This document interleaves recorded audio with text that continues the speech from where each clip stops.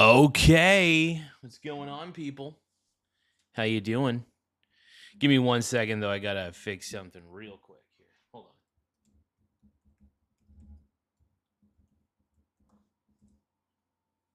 on. Okay, there we go. Fixed. Perfect. So what is happening, everybody? It's good to see y'all. We're back. We're ready to roll. We're doing another show, obviously. And just happy to talk to you guys. So we're going to react to all things Trump again. There's been honestly, I have not been live streaming for the last month, and I got to admit, man, I haven't been keeping up on all the Trump daddy news. I just haven't. It's the truth. And I gotta. What am I doing, bro? Give me just a few seconds, though.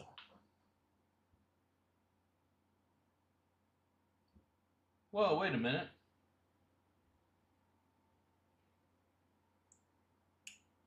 What the hell? So I have a Windows XP theme on here that's not showing up. What the hell?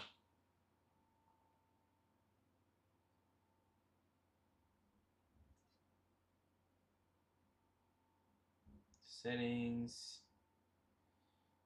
Appearance. Okay, it's showing up a little bit. It's weird. It's like, huh. Okay, the Windows are Windows XP. It's like the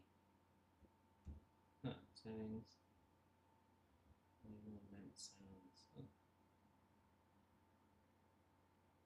Oh well. The icons kind of doesn't really. Huh. That's so weird. It went back to the normal like taskbar. It's not letting me switch up my taskbar. Hold on. Panel preferences. Appearance.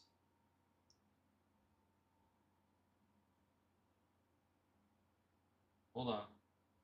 Okay, never mind. I'll figure this out later. I got a show to do.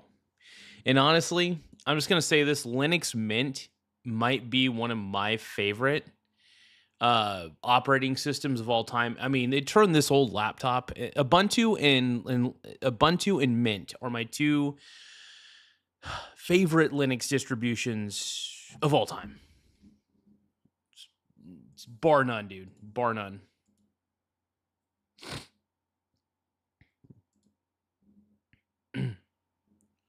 It's good to see you all. Wherever you may be, however you may be doing it, I'm Michael Garza, reporting for duty.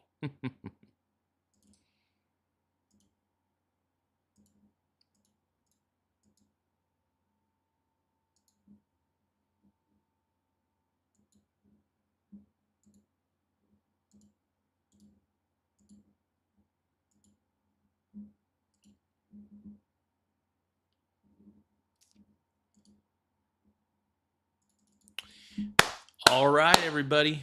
Woo!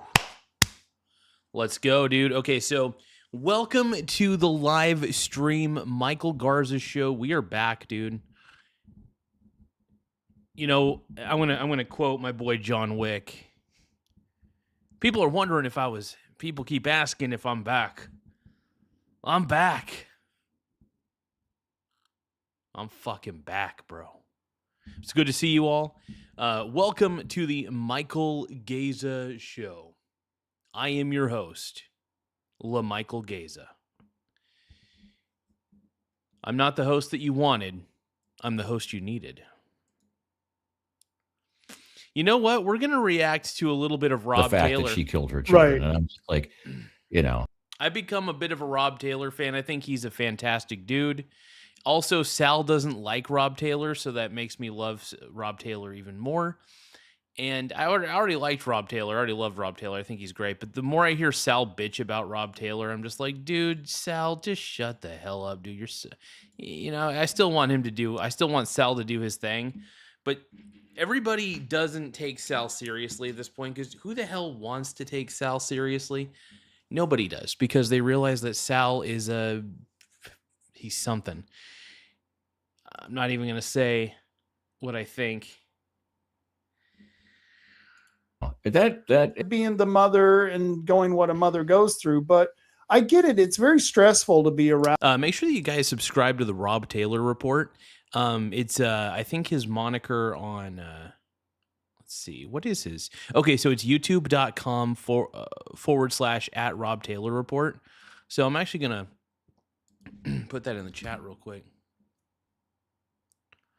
Yeah, feel free to check out my boy Rob Taylor. He's great, dude. I don't really know him super well, but I do like his show. I think it's pretty Just good. can't take this brat anymore, you know. And by the way, I want to apologize for me being a brat for all those years. Now I understand.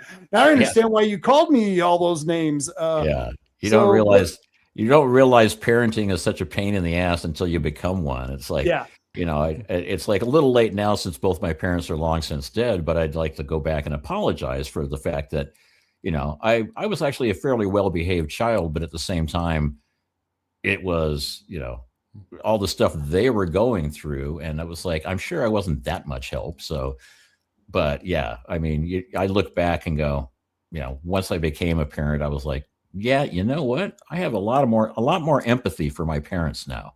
I get it. Yeah. That's understandable, man. That's understandable, man. Especially, you know, ever since my mom passed away, I'm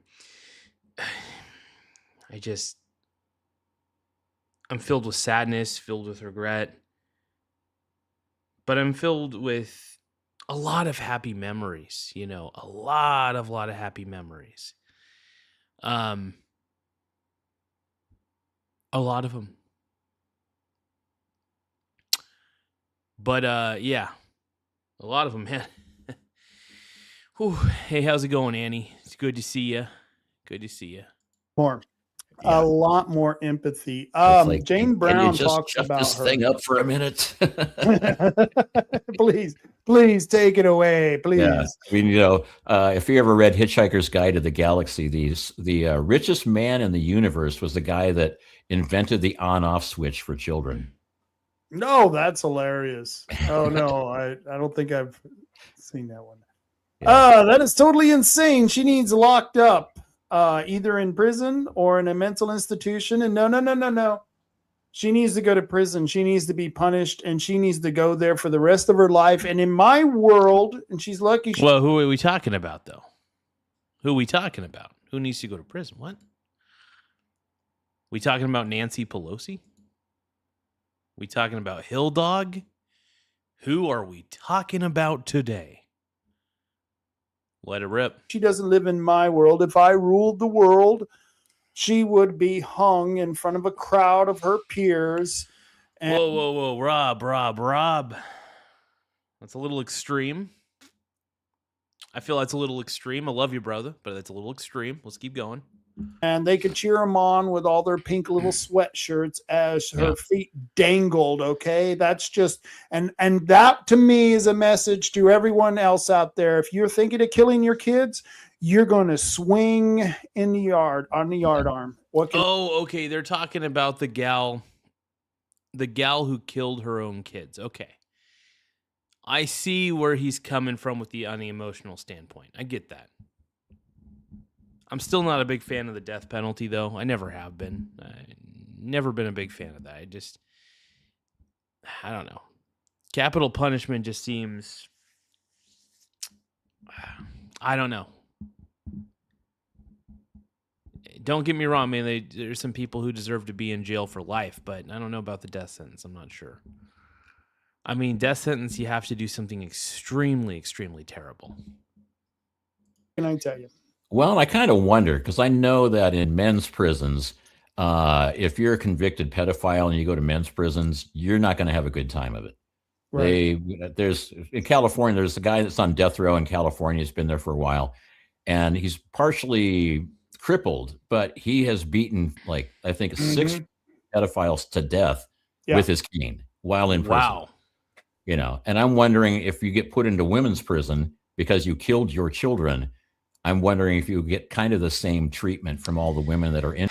I don't know about that. I don't think so. Okay, so Annie's saying that they're talking about Lindsay Clancy. Yeah, I don't know what it would be, what the treatment would be like in a women's prison, and like how they would be treated in that instance. That's crazy though, man. That's crazy. In prison that are going, I wish I could get out of prison so I could go see my children. I don't like seeing them on metered visits. And here you are killing your children. Right. And we don't take kindly to that in here. I'm sure it would be the toned down version of that conversation. Yeah. Oh, yeah, absolutely. No, but the thing is that I don't know if women they are like that in prison. I don't know. Nope. All I know from women's prison is what I've seen from the movie Caged Heat. I think it was Shannon Tweed. Probably not a true to life indicator of what goes on. They weren't in there fighting with their breast popping out. Oh my God! And they all had makeup and No, that's horrible. Not at all. Yeah.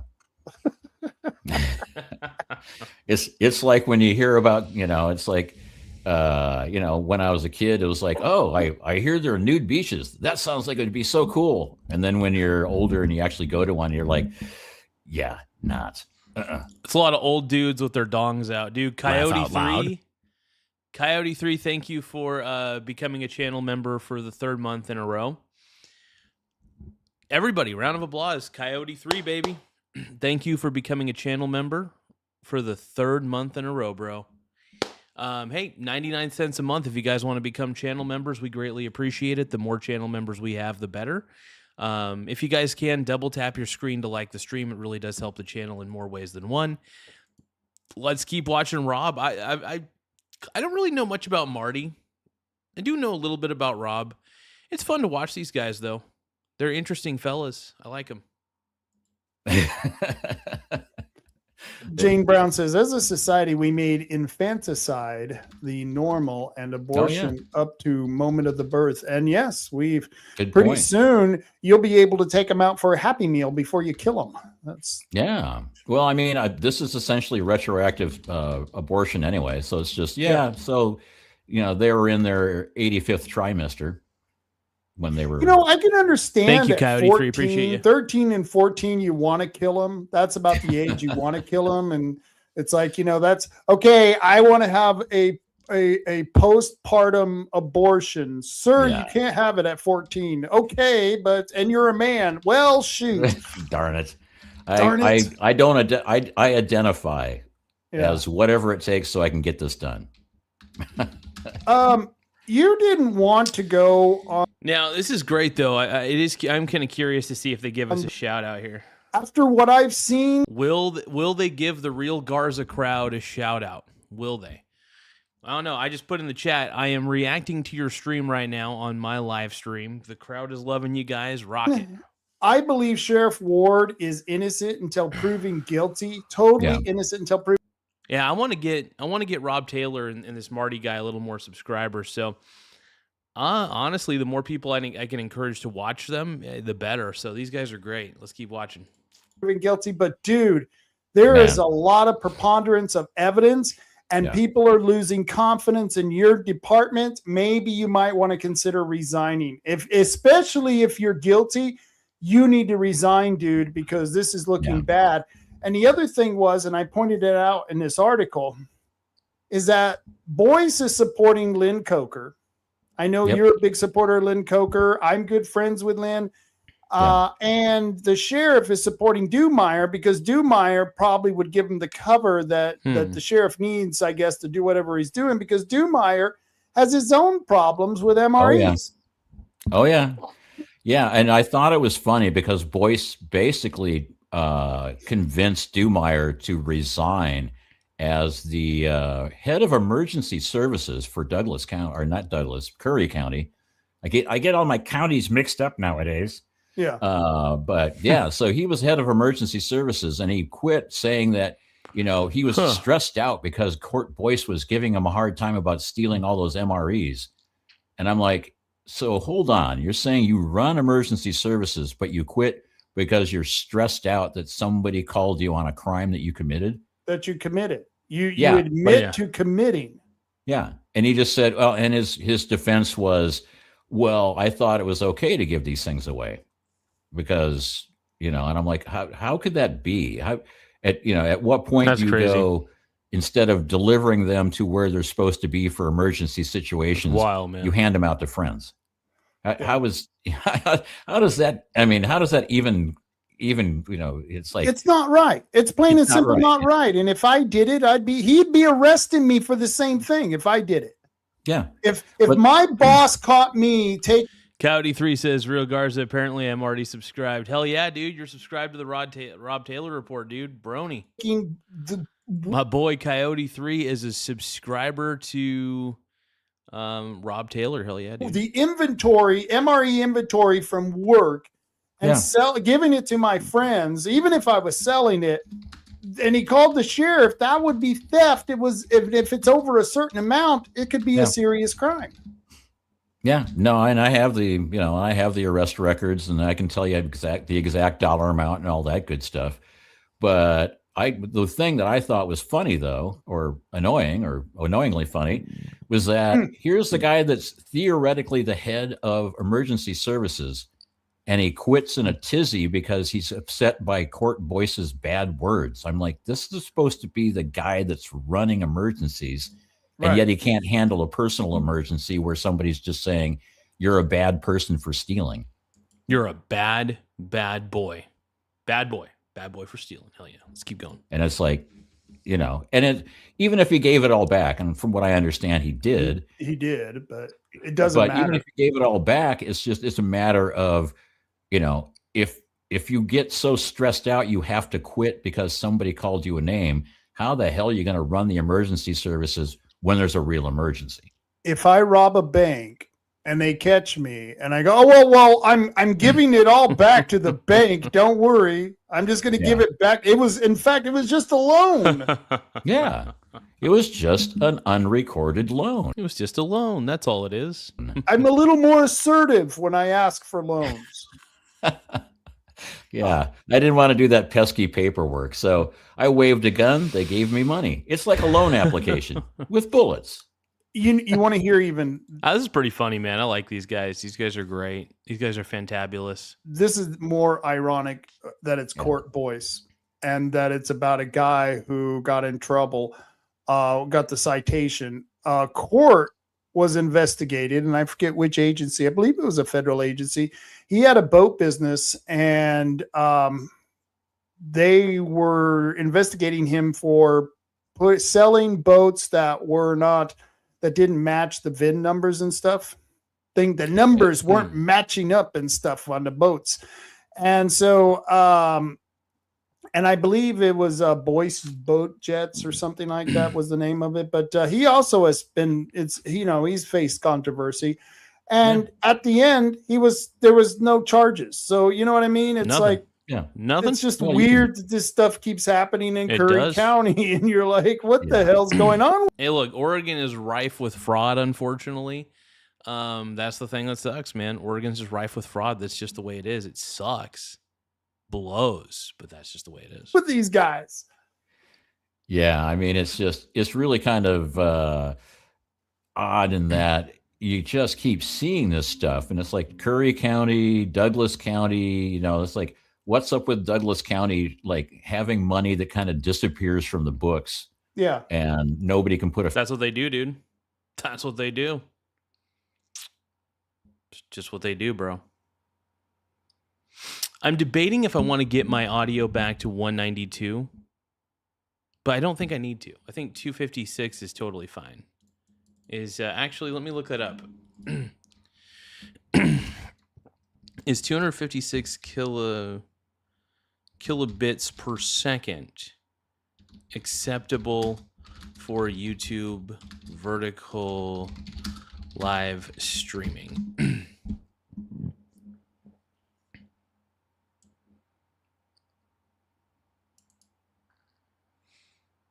Oh, let me put audio. Sorry. It's 256 kilobytes per second audio acceptable. It says 256 kilobytes per second audio is more than acceptable for YouTube vertical live streaming. It provides high quality, clear sound, and easily meets YouTube's maximum recommended audio bitrate limits for live streams, ensuring your viewers get a great listening experience. YouTube, etc. Oh, actually, let me ask the AI if I went up to 320 kilobits per second. That'd be super clear audio. It says yes, 320 kilobits per second audio is fully accepted by YouTube Live for stereo streams and will not cause upload failures. However, because YouTube automatically transcodes incoming audio for mobile and desktop viewers, setting it that high provides little to no audible benefit over 128 to 160 kilobits per second and slightly increases your bandwidth risk. Max accepted ingest bitrate up to 320 kilobits per second. So let's see, platform. So key considerations for vertical streams. YouTube re-encodes live streams on its end. Extra data above standard ranges is typically discarded by the platform's delivery pipeline rather than passed along to the listener.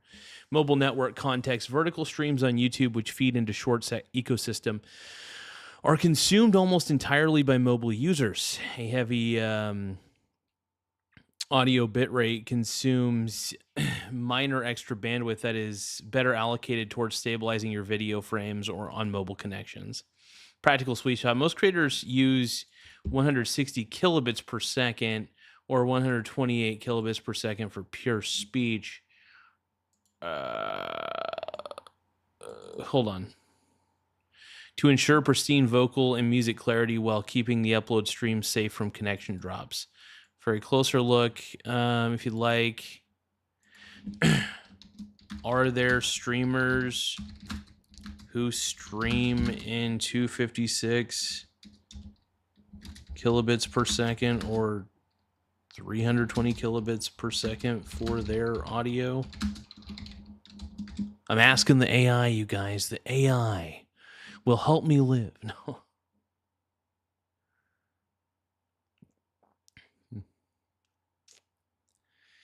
Coyote 3 says, so California is considering a pilot program for free hygienic sexual. Oh my God. What is happening, man? This is crazy. It says, yes, many tech savvy streamers configure their software to 300. Well, it is common practice. Creators usually fall into two very distinct categories on their various. The placebo max streamers, many general gaming and just chatting streamers blindly set their audio track to 320 kilobits per second in OBS Studio simply because they want the absolute highest quality settings available. The reality for platforms like YouTube and multi-track, blah, blah, blah, experienced streamers have technical necessity for advanced audio setups. Yeah, I mean, I honestly like having my audio as maxed out as possible. So, I mean, 256 kilobytes per second is acceptable, and I was doing 320 for a bit for the audio, which is crazy. But yeah, no, I was thinking about switching back up to 320.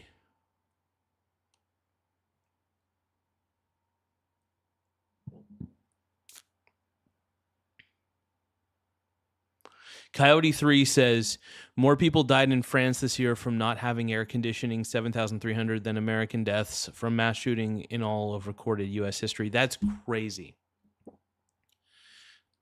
That is wild. It blows my mind, man. Give me 1 second. I got to type in my password for Linux.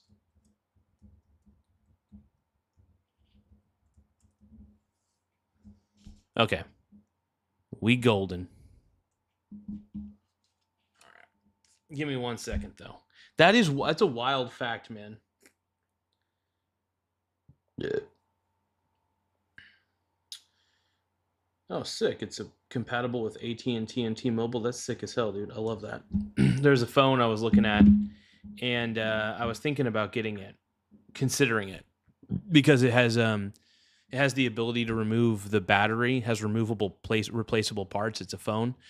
So you can get a new battery for it, and it's supposed to have updates all the way until like 2032, which is amazing. But yeah, I've always wanted a phone that was like, had really good hardware in it, but had replaceable parts.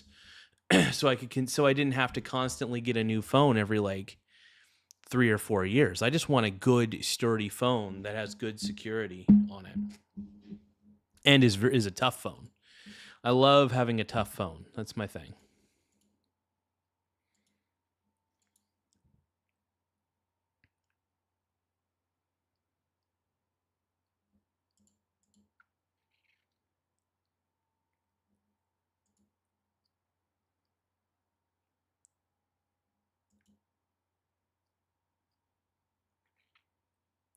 Most phones are GSM, AT&T, and T-Mobile. Heck yeah. That's pretty cool. I did not know that.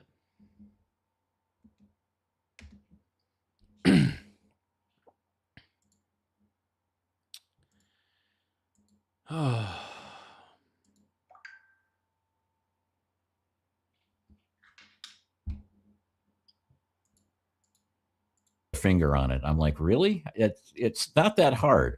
I've used spreadsheets. I've used QuickBooks. You don't magically lose $20 million. At least I don't.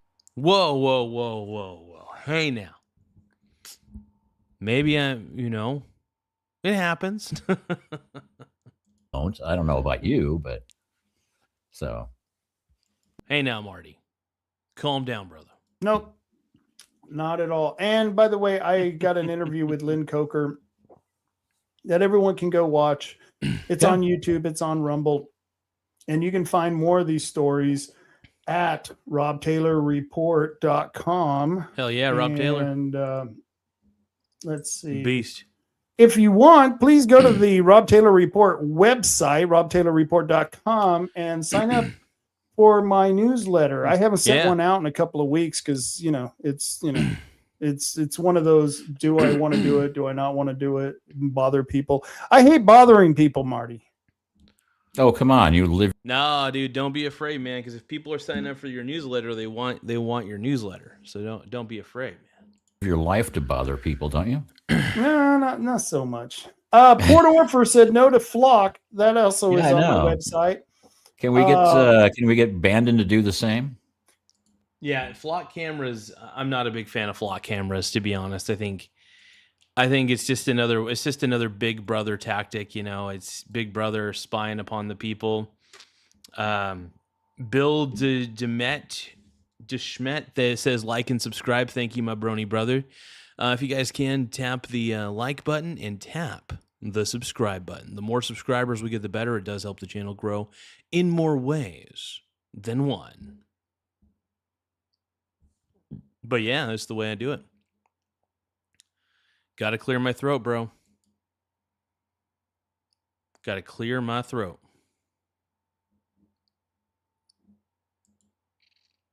Oh yeah, and this one's for Sal, by the way. Dude, I always pick my nose live stream, dude.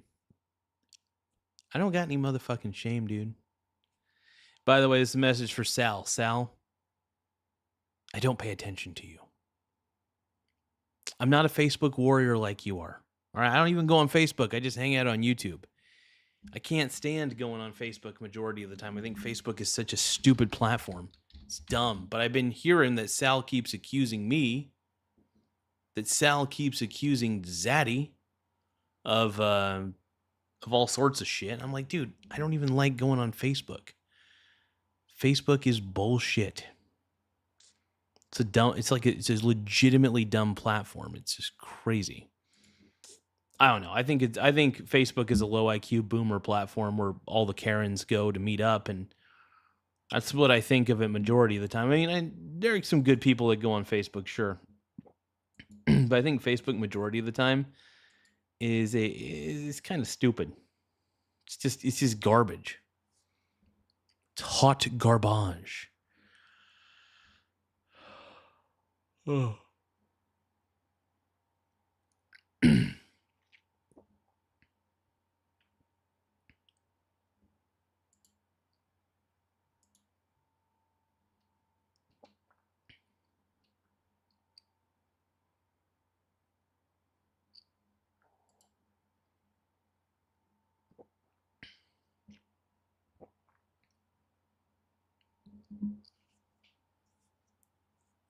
Oh, yeah.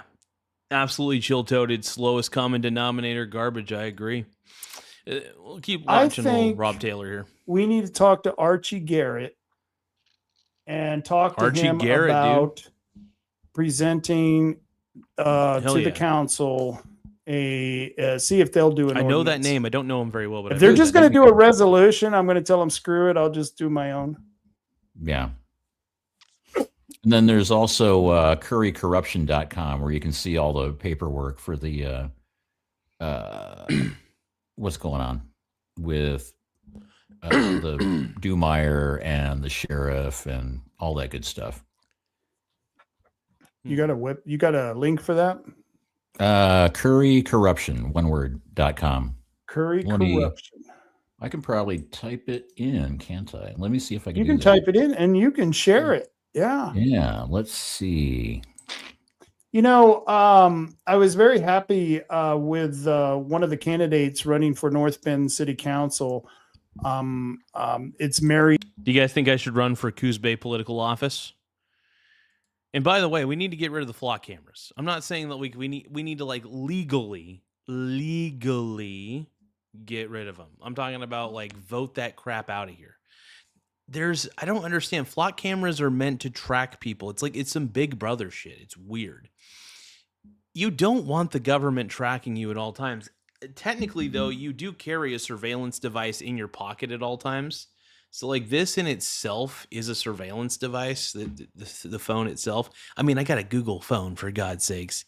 Talk about surveillance device. But, yeah. Mary Jo Golder, and she's... Oh, yeah. She is completely against the flock cameras. She wants the people to vote on that. And I thought that was very cool. Let's see if this works. Show. Drink. There you go. Hey, there you go. Curry Corruption. Yeah, now that I've been working with StreamYard on my own, where I can get at I'm an admin now, so I can get to the dashboard better. But so there you go. There's our Curry Corruption. I mean, I will say for the show that they do, for the show that Rob Taylor does, I think he would be smart to keep using StreamYard primarily because it's a lot easier to interview people on it. Bill Desmet says pure blood. What are you talking about with pure blood crap? We don't believe in that garbage on this stream. Oh, pure blood. What are you talking about? Jesus. Anyway.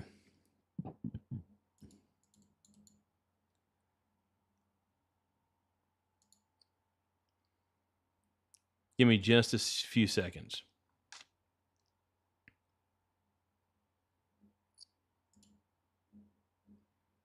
All right, let's keep going. Don't forget to double tap your screen to like and subscribe to the channel. More simp subscribers we have, the better. Oh, yeah. .com, which has a lot of the paperwork for what's been going on in Curry.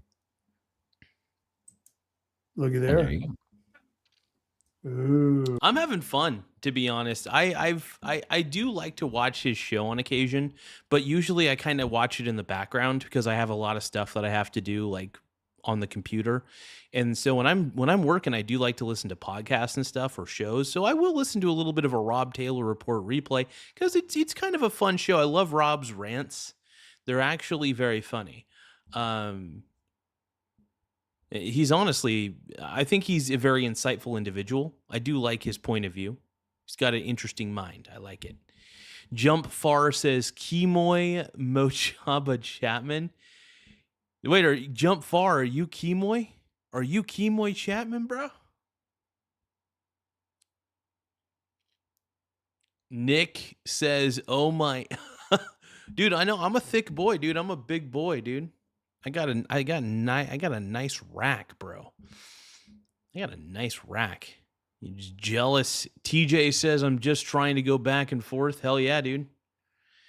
Hell yeah. Let's keep going. I will accept the cookie. What does that mean, Marty, when you accept their cookies? Because I never get any cookies. I accept their cookies and I don't get shit. I don't know what they're talking about. Yeah, I keep expecting Oreos to show up on my desk, and they don't. TJ says that he's been on his show 5 times. You know what? Honestly, if Rob really wants me to be on there, man, I know that first off, I'm not always the best at communicating, so I try my best.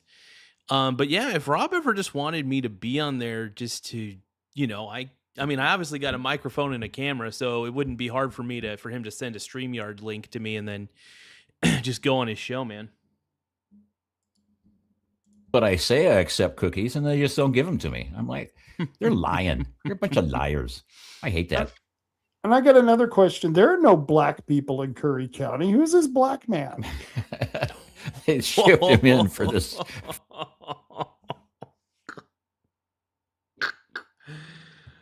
Okay, that was. I'm not gonna lie, dude. Oregon is very white. Unfortunately, it's not a bad. I mean, I don't know. Whatever. He is.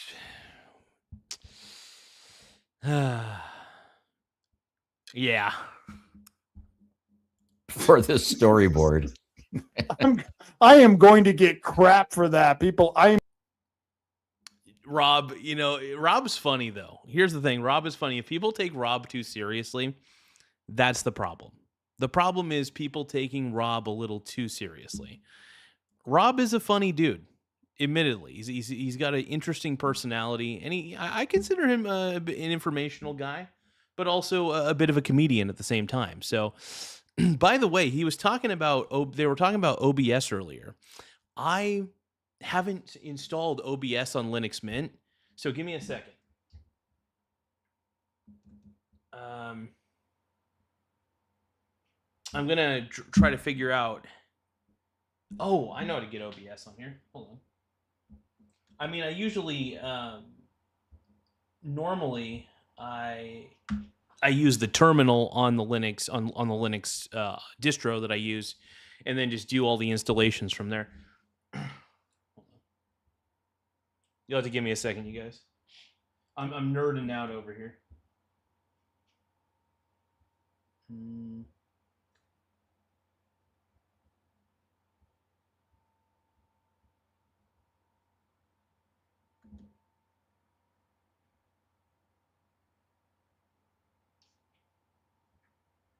But yeah, I'm definitely a huge Linux Mint fan. I think it's just a great program.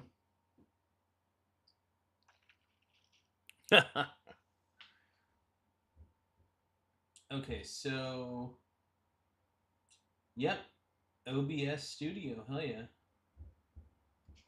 Let's see, OBS. I love the fact that it looks like Windows XP on my computer. It's amazing.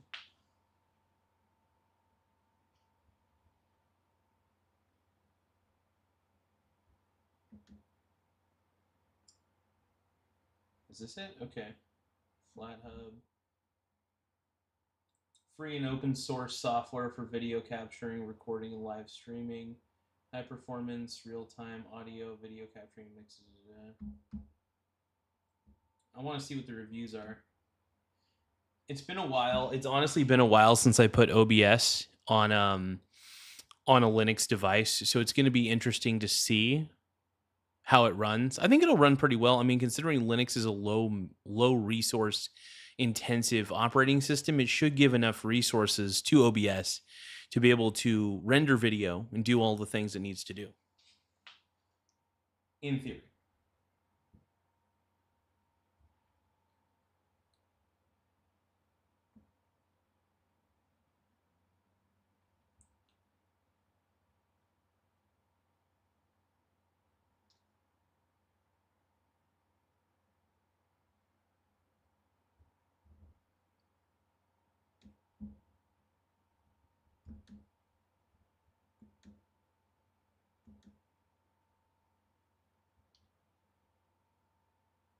All right.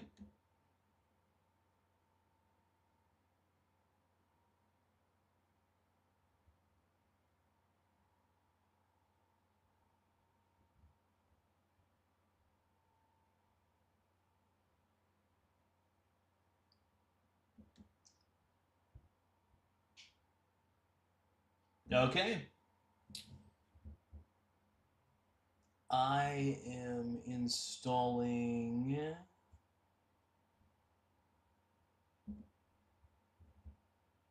Heck yeah. Okay. I am installing OBS Studio on my Linux Mint system. Now, I do use OBS on my Windows-based system, the tower computer that I use for the show. But it would be nice to be able to take the show on the road, right? Granted, it's not easy to always pack up a good microphone. So I don't know, but there might be some very creative ways I can live stream. Hopefully, we got Tanya in the house. What's going on, Tanya? How you doing? Good to see you.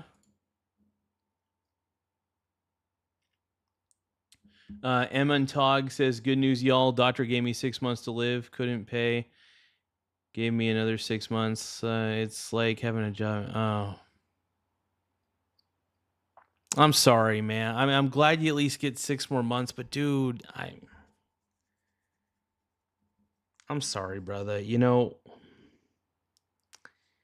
fuck.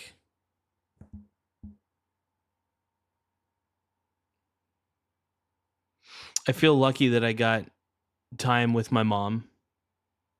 This is just reminding me of the time that I had left with my mom, and I missed her a lot. It's tough to talk about. I don't want to talk about it right now. Actually, it just hurts too much to think about. I just need a distraction. Let's keep going. I'm just joking. It was a joke. We're really white here, and I'm just I've actually seen a black person in Curry County. So there you go. And then, but then again, it might have been, it might have been, oh gosh, what's his name now? He used to be head of IT in Coos County, and then he ran for commissioner, and he's like the 6th black guy in Coos County. Oh, Avery Horton. Avery Horton, yeah. I kept thinking Stan Avery, and I know Stan's not black, so. We should have Avery Horton on the show one time. He's a hoot. We should. Yeah, Horton is a hoot. Horton is a hoot. I think I should call him up and have him come on the show. We've done shows where we've had pretty good conversation. It's one of those where he has a lot of insight to things that a lot of people don't. He's got this big, I'm not sure if it's YouTube. I think it's YouTube. He's got a big following. He does the stocks program where he tells you what stocks to buy and stuff. Have you ever seen this? No, I have not. No, Wait, is he talking about my channel? Oh, wait, is he? Well, I mean, my live streams are slop, but my pre-recorded shit is top tier. Top G. It's top G, but anyway. Stopped investing when the problem is I used to run stock market systems. Yeah. And I used to work for a financial software company where we were constantly doing. I will say one thing that he's saying, I feel like he's going to be trashing on stocks. Dude, stock market is not bad. Look, stock markets can crash. Yes, they can. Absolutely. But the problem is everybody sells when the market crashes. That's the wrong mentality. The problem is people don't have the right temperament when they're investing. If your temperament sucks when you're investing, you're always going to be a shitty investor. I see so many people consistently make the wrong moves in investing. I really wish they wouldn't, but it's what happens, it just happens. Formulas for risk management and risk analysis and market makers. And we, if you didn't have $2 billion under management, you couldn't afford our software. And by the way, you don't need any fancy software just to let you know to invest. You don't even need that much money to invest. Just want to make that very, very clear to people. When I started investing, I only had like $100 in my brokerage account when I started. And I kept piling more money in there, put more money in there, kept investing, long-term investing. Now, I do swing trade silver ETFs, granted, but you don't need any fancy software to swing trade. You just don't. So drinking from the fire hose in the stock market for all. Oh, my brother reacted to one of my shorts. Which one was it?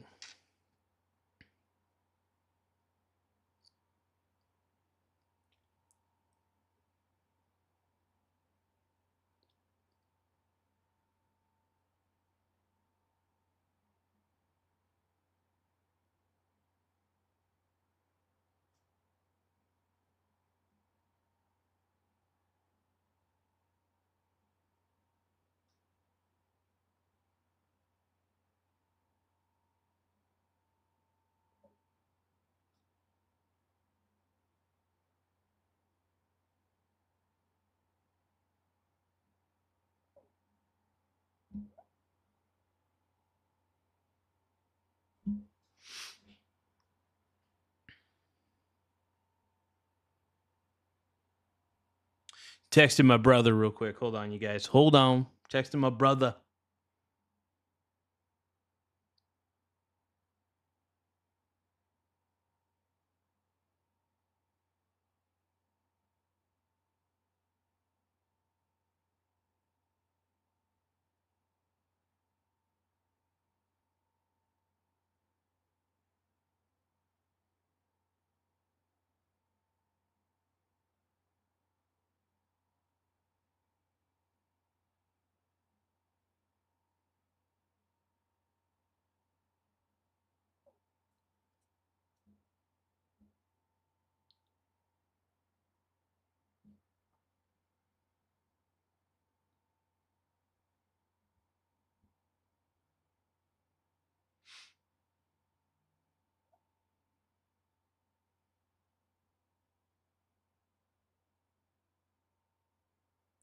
Hold on one moment, you guys.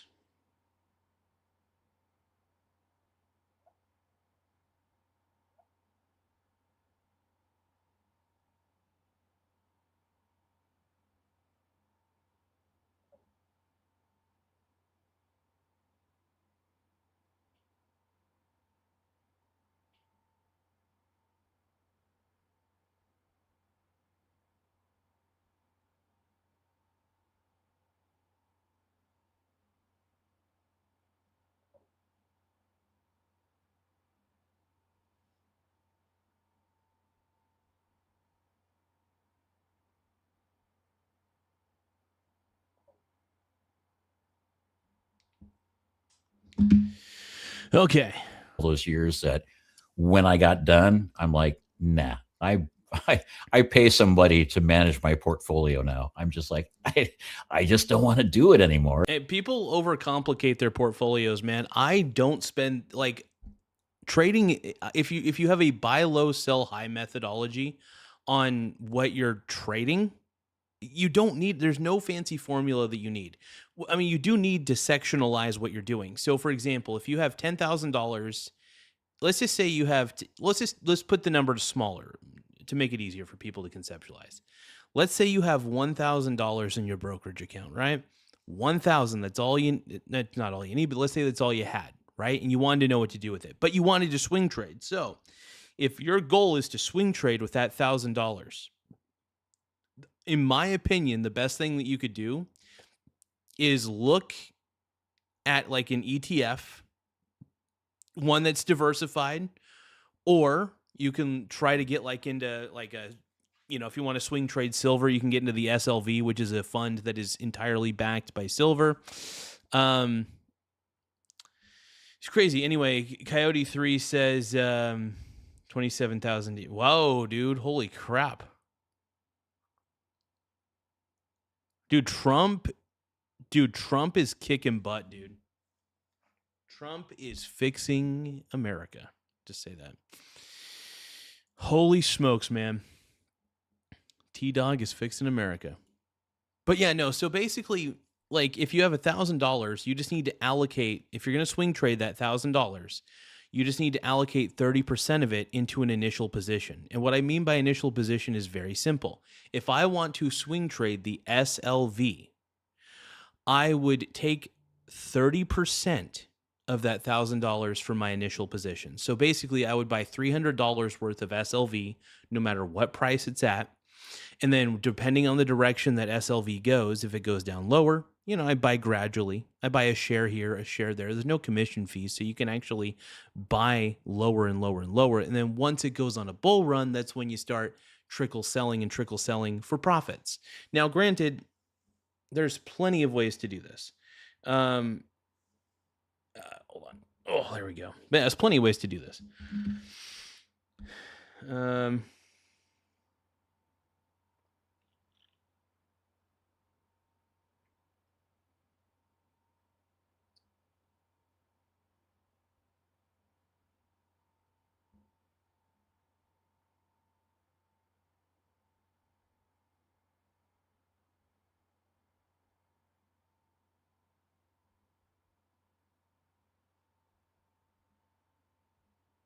Hold on.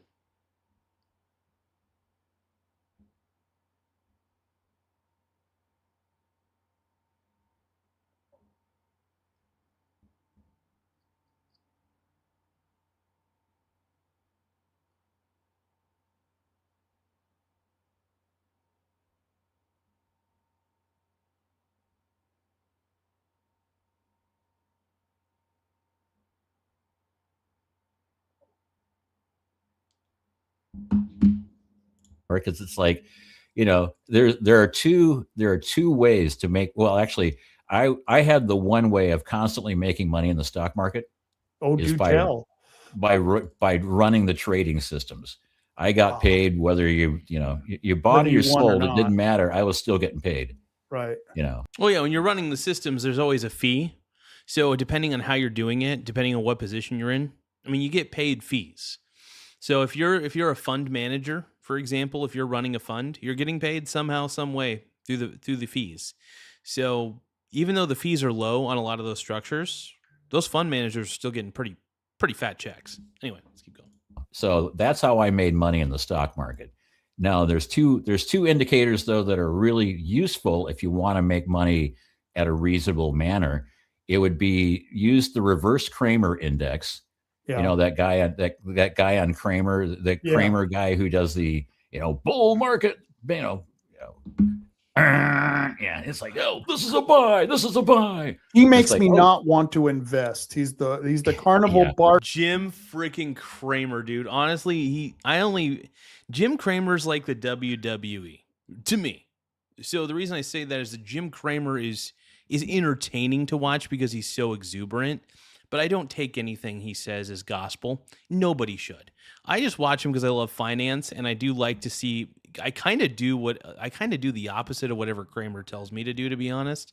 So that's usually the plus. I just do the exact opposite of what Kramer does. But I just kind of also use ChatGPT to give me some insight, which is kind of fun. Parker, who makes me go, nope, I'm going to keep walking. So so what people have been. Hey, we got my boy Tylord in the house. What up, dude? Just doing the show for the love of the game, man.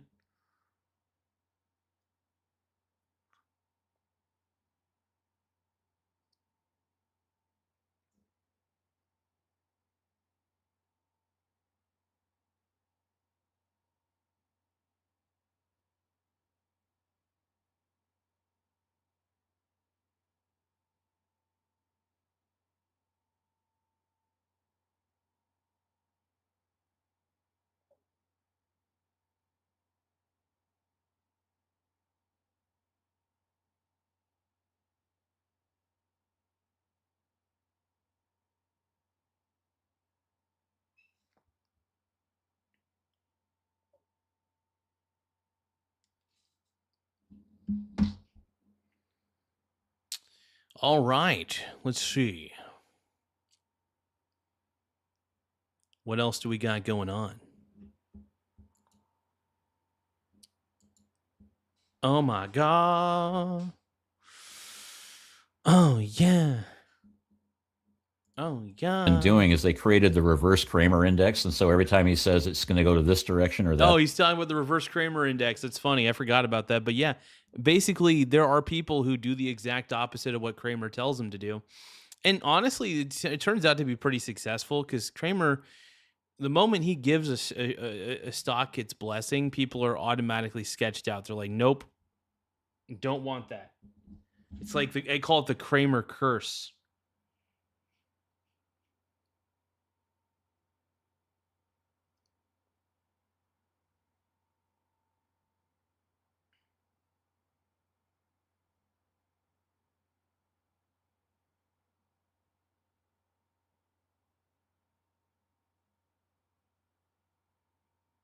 One moment.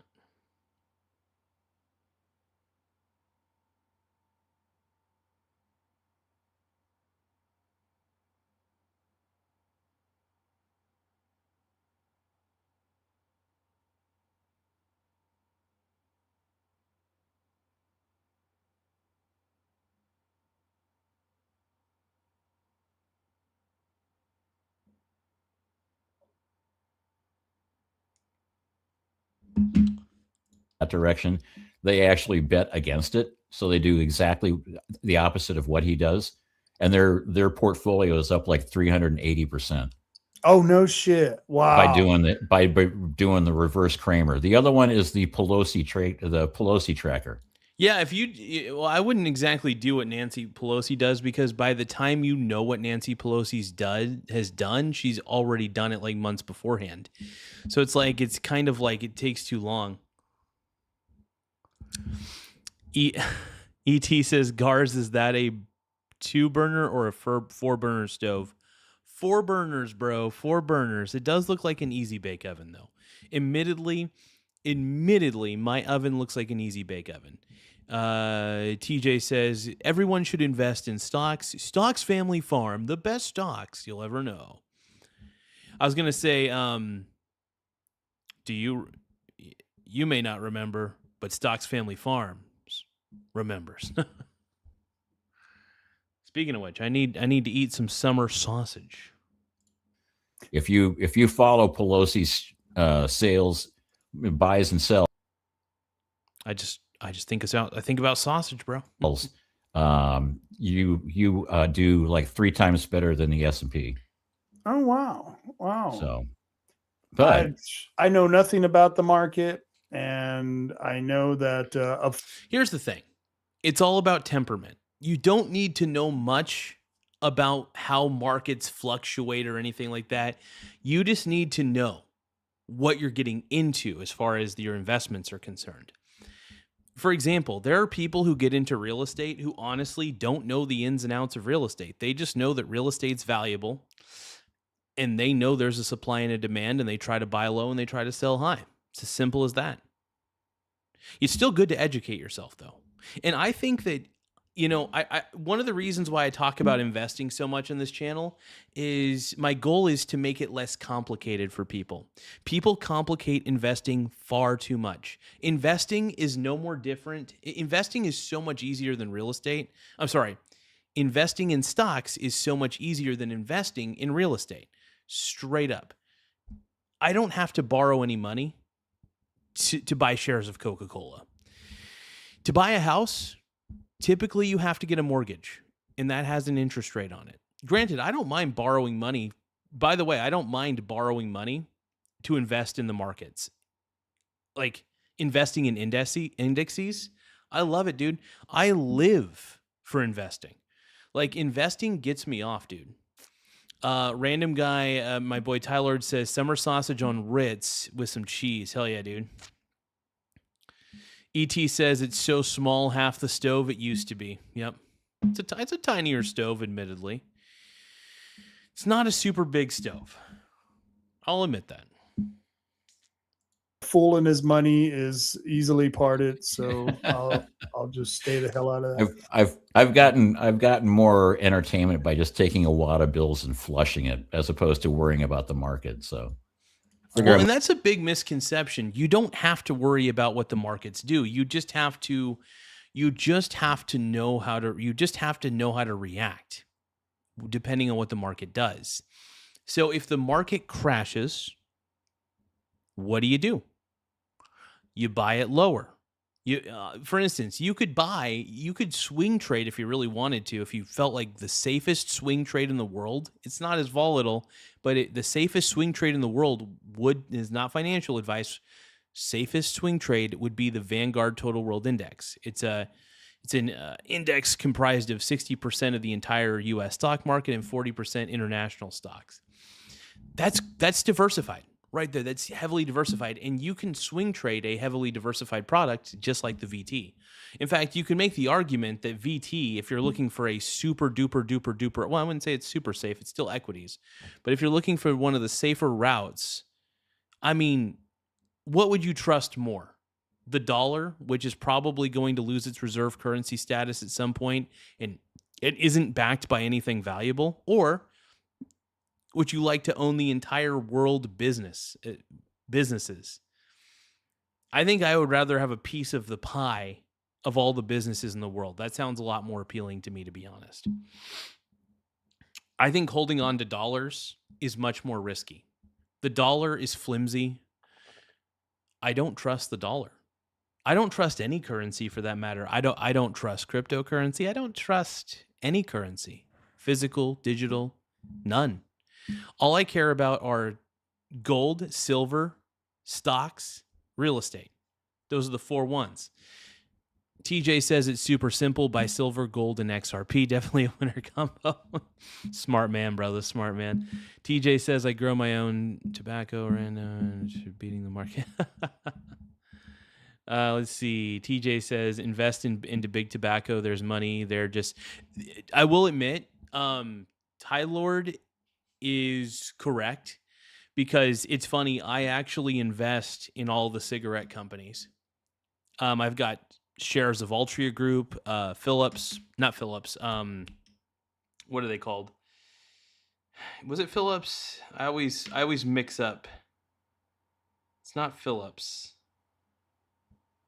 Philip Morris. It's like Philip Morris. I've got shares of them. I just have exposure through exchange traded funds and through just owning like 1 or 2 shares of those positions. But yeah, no, I think it's great to own companies that have addictive products. For example, I'm not a big fan of Starbucks, but I know that people are still going to keep shopping at Starbucks and they love their coffee, even though I think it's overpriced garbage. Yeah, I still, I'll invest in like Starbucks and stuff like that. Any sort of product that has caffeine in it, any products that are addictive, I will absolutely make sure. Coca-Cola. Coca-Cola's got caffeine. Of course, I'm going to have shares of Coca-Cola in my portfolio. You could make an entire index of if you really wanted to, you can make an entire portfolio based around companies that sell addictive products. Or not only addictive products that people need. Companies that, make toilet paper.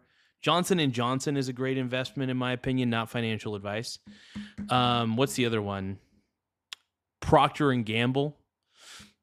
These are things that people need. Honestly, if you have an entire index that comprises of things that people need, basically consumer staples, I mean, that in theory is probably one of the safer portfolios you can have if you were to just try to get individual stocks and you had a limit of 50. But honestly, that's a stupid way to do it. I think it's good to have ETFs. I think it's good to have, I have the whole smorgasbord, man. I like getting a dividend every day. So I buy typically like 1 share of every single company that I know is good. Like I buy 1 share of every single real estate investment trust that I have. At the bare minimum, 4 shares of every BDC that I could find. Business development companies, what that stands for. But REITs, BDCs. I also get into emerging market exchange traded funds because it gives me access to, because those funds invest in international companies. And those international companies in emerging markets tend to grow like crazy. So emerging market funds are something that I really relish. But yeah, no, I will say that honestly, you could make an entire index based around addictive products. You really could. I'm going to lose money either way. So I'm going through this website. I just want to say there's a lot of misconceptions about the markets because you're owning the means of production. That's the one thing that people don't understand. And I love Rob and I love Marty. I think they're very intelligent guys, but they're looking at the stock market through the lens of a gambler. I look through the stock market through the lens of a long-term investor, as somebody who sees the intrinsic value of all the underlying businesses. I see it as I own the means of production because I do. When you own stocks, it's just as important as owning real estate, in my opinion, if not more important. I would rather own 500 companies. I would rather own a piece of 500 companies than own real estate, if we're going to be quite fair. If we're going to be quite frank about this, I would rather be heavily diversified in great companies that are continuing to grow, that give me cash flow. I love it. I can benefit from a company's success and not have to be a part of the process. That is the best part about it. That's why I tell people investing is amazing. Investing gives me freedom. It gives me financial freedom in so many ways. And I think it's just something that people don't seem to talk about, man. You're owning the means of production. It's I don't know. People don't see it the way that I do, and it's a damn shame. It's a damn shame. And I wish people would stop looking at it from the lens of a gambler. Everybody thinks that the stock market's gambling. It is not, dude. It's the last thing from gambling, dude. You're basically owning You're owning the means of production. You're an owner of companies. How is that gambling? It's only gambling if you freak the fuck out and you start selling when the market crashes. You want to know why I succeed every time in the market? It's because I do keep enough cash on standby, so when the market does crash, I can buy ETFs, exchange traded funds, index ones specifically, when they dip heavily, because I know that the underlying assets in those funds are more valuable than the dollars that I hold ultimately. And then as a long-term investor, I'm fine with that. I'm also a dividend guy. I invest for income primarily. I love my BDCs. I love my REITs. I love it all. I'm a huge fan.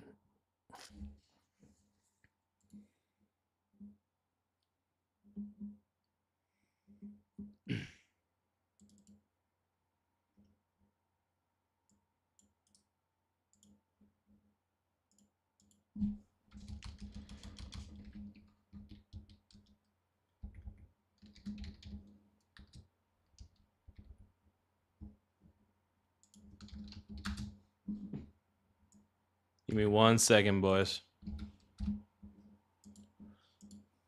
I'm going to test the waters here.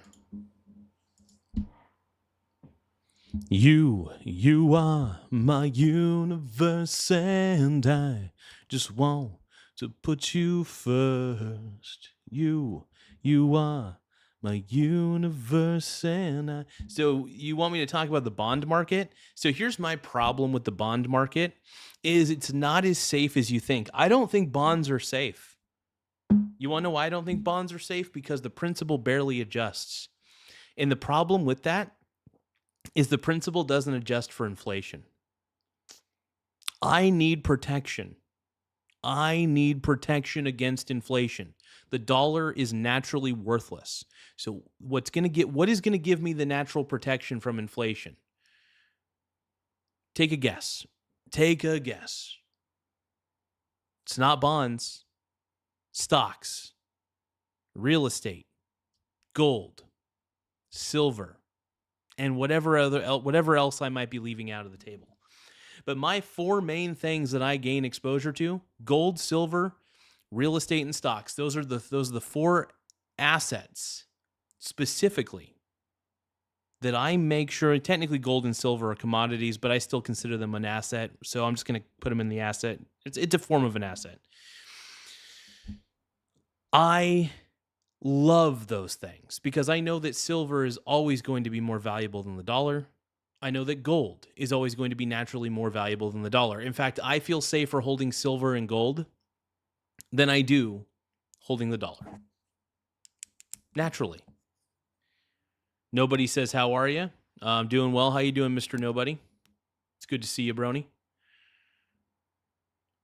But no, I'm really a huge fan of the markets. I love Rob. I love Marty. These guys are smart dudes, but they're wrong. I will say when they're wrong about the stock market. All you have to do is buy and hold and stay diversified. Make sure that you're getting into good ETFs, which are exchange traded funds, specifically index ones, not financial advice. Talk to a financial advisor. They're going to say that I'm right. Diversify. Stay diversified. Get in. They'll probably try to sell you on a traditional IRA or something like that. Don't fall for it. Individual brokerage accounts, in my opinion, are the best way to do it because you have full control, like really, really full control of everything. You could take things out. I can use my dividends in my brokerage however I want. Do I get taxed on it? Yeah. Do I pay my taxes at the end of the year? Yeah, because I have to. I make sure I'm smart about it. Website. Wow. Yeah. Yeah. And I need to tell Jeff Eager about this, because if he has things that he'd like to add, that'd be great. So Jane, there was a story that I wanted to cover, and Jane says, it's so vile that we are dehumanizing the infants, the elderly, and the disabled. And boy, isn't that true. So she says, why are Republicans not demanding Greg Smith to resign? And that was something I was asking as well. So I still don't really know who Greg Smith is, to be honest. I think my boy Rob will educate us a little bit. Just paid a fortune. I think it was $12,000 in in fees for violating ethics rules. And Really? let's see if I can find that damn thing. Where is that guy? Yeah, because I thought violating ethics rules was like, well, if you got an R next to your name, it's a problem. If you got a D next to your name, it just gets swept under the rug. Hey, thank you, nobody. I love you, bro. I mean, whatever happened to Shima Fagan and Moda? And Moda, whatever happened to that story? And nothing has come of it. Have you noticed that? Yeah. So here's the next thing. This is from OPB, because you can trust this source. And they say Eastern Oregon State Rep Greg Smith will pay $12,000 to settle latest ethics violations. The Oregon Government Ethics Commission found Smith illegally approved his own time cards as an agency director and leveraged his public position for pay. Dude, what a beast. Just kidding. Yeah. I want him representing me in the state house. Yeah, he's on the grift. Let's do it, a lot dude. of grift going. Oregon's longest serving state Sometimes you got to grift before you sift. representative will pay Oregon Government Ethics Commission $12,000 in fines for breaking state ethics laws and leveraging his position as director of an Eastern Oregon Public Development Authority for power and pay. Thank you, Mr. Nobody. He wanted power and pay because the authority wasn't enough. Respect my authority. These guys, man, they get in there and it's like, do as I say, not as I do. It's like my grandfather is running the place. Just do what I say. You got to respect my authority. You should have respected my authority. I mean, seriously. And so, Jane, I don't know why Republicans are allowing this to go on. I heard he lost his position. Dude, I got to admit, it would be kind of fun to be on the Rob Taylor Report because my personality's a little bit different than Rob's. First off, I make fun of myself. He makes fun of himself too, but not to the level that I do. I'm a little crazy. I'm not too bad, but I'm a big boy. I'll admit that. But no, I think it's just I think I'm just a little more. It would be tough to be on his show because I don't want to say anything too inappropriate to get him in trouble. I think Rob's a good guy. I would definitely do my best to keep myself as PG as possible. It's not easy, but let's keep going. On one of the committees, I think there was a committee that he was on that he actually lost. Oh yeah, here we go. I got the story. Let's share this. Bloop. The Republican lawmaker calls for action against Smith as GOP leaders remain silent. And why are they remaining silent? Well, you know why, because they're all part of the grift as well. Yeah. House afterward emerged with State Rep Greg Smith was settling ethics allegations a Republican colleague took to social media. The Government Ethics Commission on Friday, August 7th, made public that Smith, a Republican from Heppner, agreed to pay a $12,000 fine for unethical conduct stretching over a year. And I believe it was Dwayne Yunker. Yeah, Dwayne Yunker, the only one calling him out. Wow. Well, and I'm not surprised by that because pretty much everything I've read about Dwayne Yunker is that he's an okay guy. So yeah, this just ticks me off. This is the same kind of crap when people like David Brock Smith does this shit. I think even, the lady who's running for governor, she should have been called out a long time ago. Too late. She won the primary fair and square, and now we've got to back her no matter what the position is. Oh, yeah. No, I mean, it's like that's probably the one person that could actually, beat Tina Kotek. But, but then again, you never know because look, I want. I hope Drazen. I really hope Oregon turns red in this instance with the governorship. Tina Kotek has been a disaster. Blows my mind. It really does. It blows my mind how much of a disaster the Kotek administration has been, or the Kotek governorship has been in Oregon. It's been seriously terrible. Awful. Oh, by the way, I got to do another one of these for Sal. Here you go, Sal. There we go. It's from my boy Sal, dude. Sal loves it when I pick my nose live on stream, dude. He's into it. That's what he's into. I don't know why. Dude, Sal is like my number one fan, dude. He might be my number one fan. What a stud. Of how the voting system works around here. So, well, and that's the other thing. I know. No, I don't really think that Sal watches this show too much. I mean, he might. I don't know. I doubt it.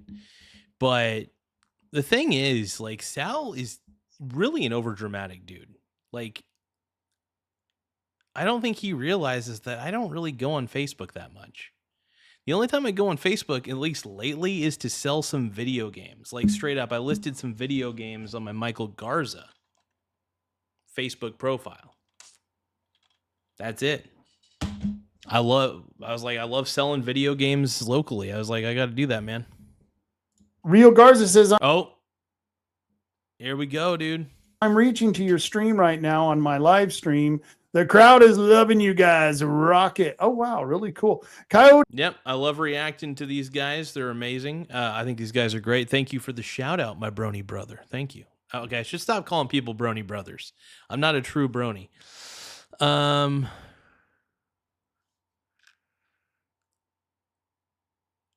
Lord says, I don't know who this nobody guy is, but if his thing is just calling people gay and leaving, I'm all for it. E.T. asks, you remember Stolen Valor Jake? Oh, is he back? Is he back? Oh my God. Is he back? 43, Real Garza. Apparently, I'm already subscribed. All right. Very good. Let's see. Real Garza says, oh, hell yeah. Good choice, brother. Jane says, LOL. I bother people every day. Yeah, I think you do, Jane. Yeah, you bother people. That's okay. It's a good thing. Yeah, lots of cities and counties are canceling with Flock, but watch for AxioCon. No, I mean, I wanted to, because I've never really done a stream where I actually reacted to a Rob Taylor report. So I was like, the stars kind of aligned. And I was like, I do like Rob. I really think he's cool. So I was like, fuck it. Let's just do a reaction. Screw it. Tracks. Oh, Axios? Axio cameras attached right to existing light poles. Crazy. Really? Jane Brown says Greg Smith is still holding his position on another committee. Yep. He lost one committee. He paid, I guess, a small price. We'll see what happens. They definitely need to run somebody against this man, or did you see the church lady came back on Saturday Night Live? Oh, really? Dana Carvey? Dana Carvey. Dana Carvey brought it back? No way, dude. Oh, hell yeah.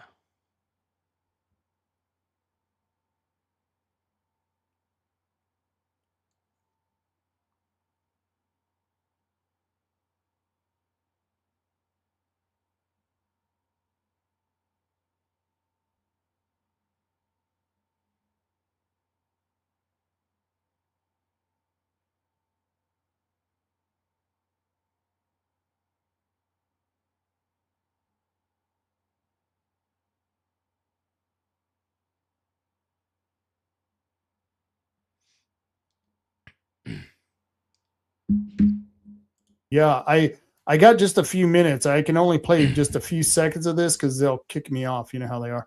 So here it is. At least you haven't been doing a podcast. Easy, church woman. Oh, Hunter, it's actually church lady. Oh, well, pardon me.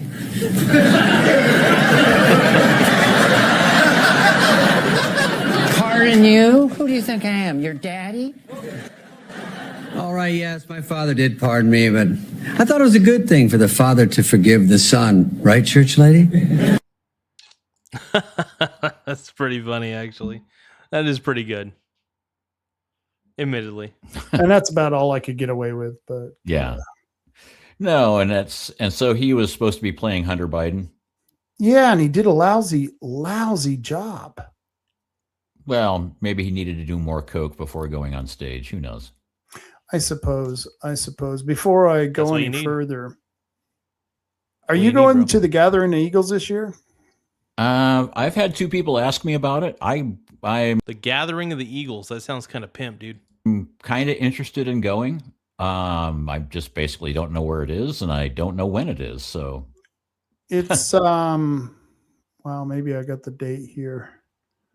It's September 19th, Gathering of Eagles, and it's hey, Dr. Douglas Frank. I met that guy. I like Dr. Frank. Dr. Frank's pretty pimp. Time and venue to be announced. Hey, Tony Tone is asking, what up? You doing okay, Mr. Brian? Mr. Too, Mr. Tony Tone. It's good to see you. My man, dude. My man. Get it. The Eagles.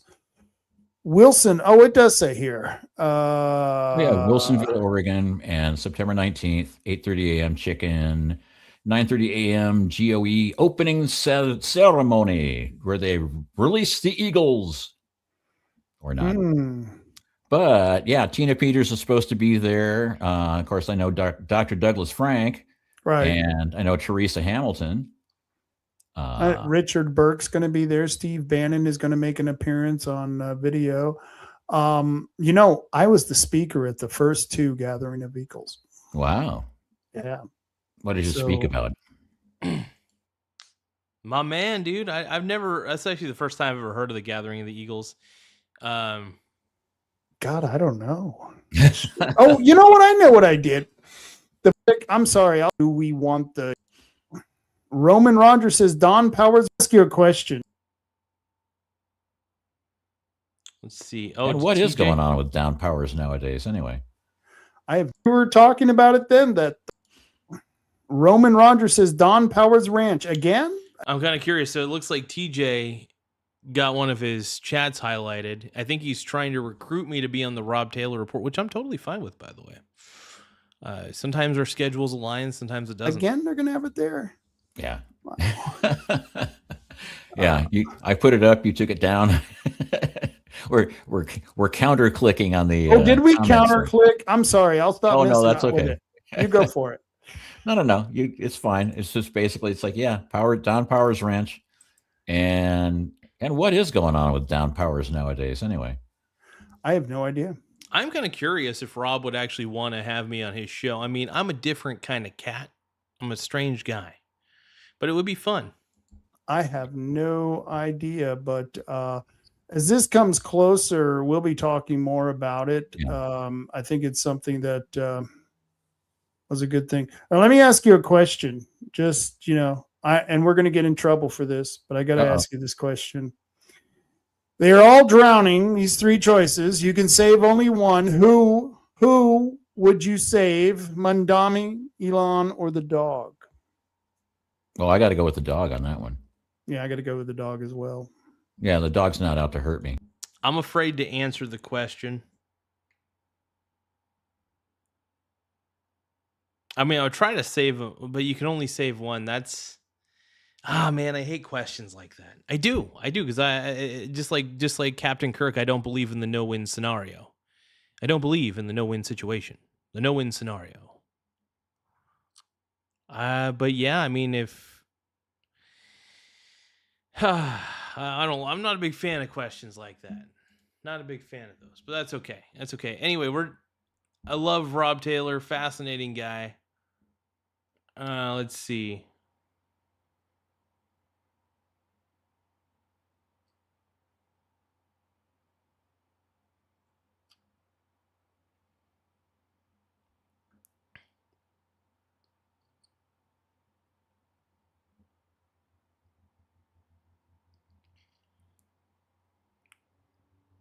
Oh, Jesse Waters. He makes Schumer me just wet. surrendered to La He makes me a little wet. I'll admit it. I love Jesse Waters.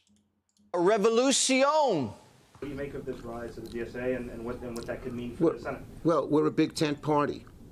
And, not everyone has the same exact view on every single issue. So we are a big tent. You don't want to be a big tent party because you're allowing these democratic socialists to come in and basically screw up your party.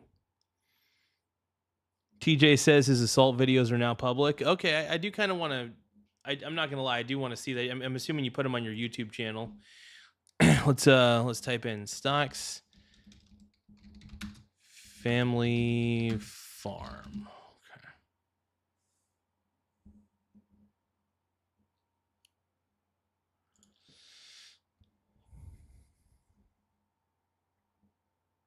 It's in the shorts. I think this is it.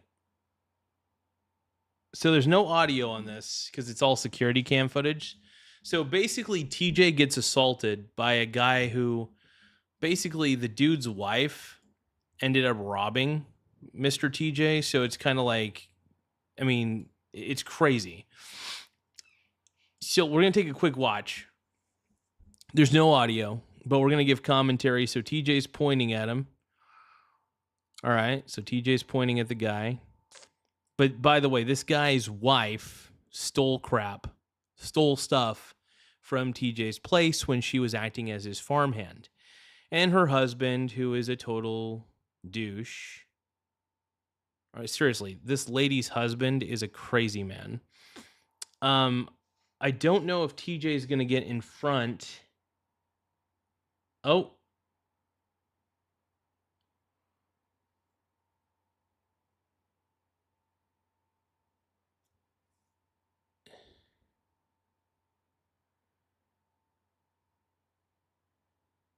It's insane. So, I wonder, so did TJ put that as a long form video?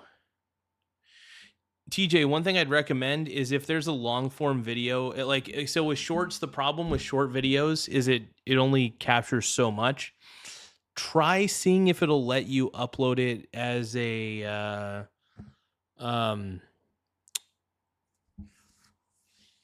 landscape version of it.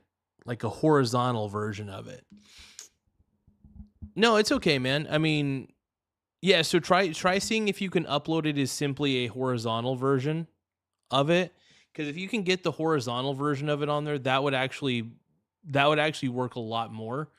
It is possible that when you uploaded it, because it was such a short video to begin with, that it may have by default put it into the shorts format. If that is the case, what you could do is you could edit the video. So you can maybe add some commentary before the video where you talk about the fact that this guy assaulted you and blah, blah, blah. And then make sure the clip is in that edited version on there. Actually, you know what? Speaking of video editing, I've been meaning to try to turn this laptop into a video editing machine. That'd be kind of fun. I do enjoy video editing. It's kind of a pastime for me. It's entertainment for me, really. But yeah, it's we'll see if he gets it back up here in a second, though. Yeah, I was gonna say. And by the way, it's this lady right here. This is the lady right here that was. I was gonna say allegedly because I don't know like what the repercussions of me are of accusing somebody, but I'm gonna say allegedly, which I firmly believe. Just FYI, I firmly believe that she did. And her husband are total pieces of garbage based on this video alone. We'll play this video actually. Hey, check this out. What the? Here's that guy that owes me money. Hold on. Okay, here we go. Money you guys owe me? Yeah? Yeah. You know, yeah, so I think this is the guy, if I'm right. This is the dude that assaulted TJ in that little security cam footage. If we can, yeah, I think he's going to try to get a horizontal version of it. You're on the internet right now. Yeah, I am. Fuck you. You guys are the ones that robbed me. Man. Don't fucking hassle me. What do you mean, you guys? I don't know you. Well, your wife did. Your wife did. She robbed me. I didn't rob you. Well, you didn't leave me the money. You got your fucking cameras, okay? So I don't know where you're going there. Yeah, look at me. Ha ha ha. Look at this fucking freak. Yeah, God, dude. People like this lady piss me off, dude. Tony Tone says, hey, this is Abby. Glad to see you back. I just love your stream. Hey, Abby, I'm glad to be back, man.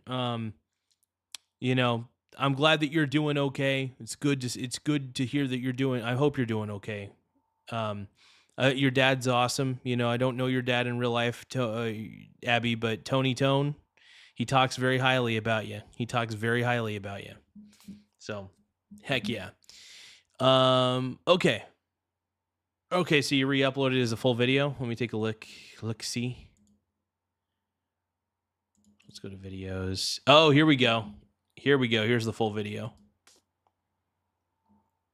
Like I said, there is no audio. It's just security cam footage. I'm going to give it a like.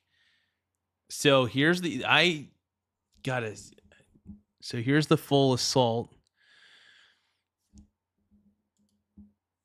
Maybe my live streams are just gonna, from here on out, are just gonna be videos of watching TJ get assaulted. Jesus. I love you, TJ, man. But dude, this is crazy. Like, this is insane. Like, these guys gotta stop. They gotta stop.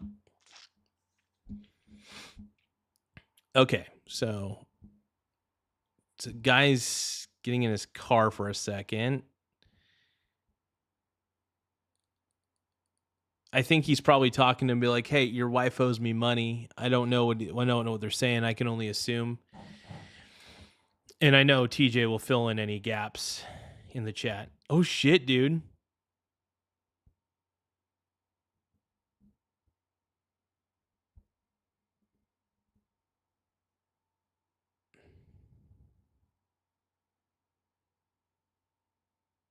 That's crazy. That's freaking wild, man.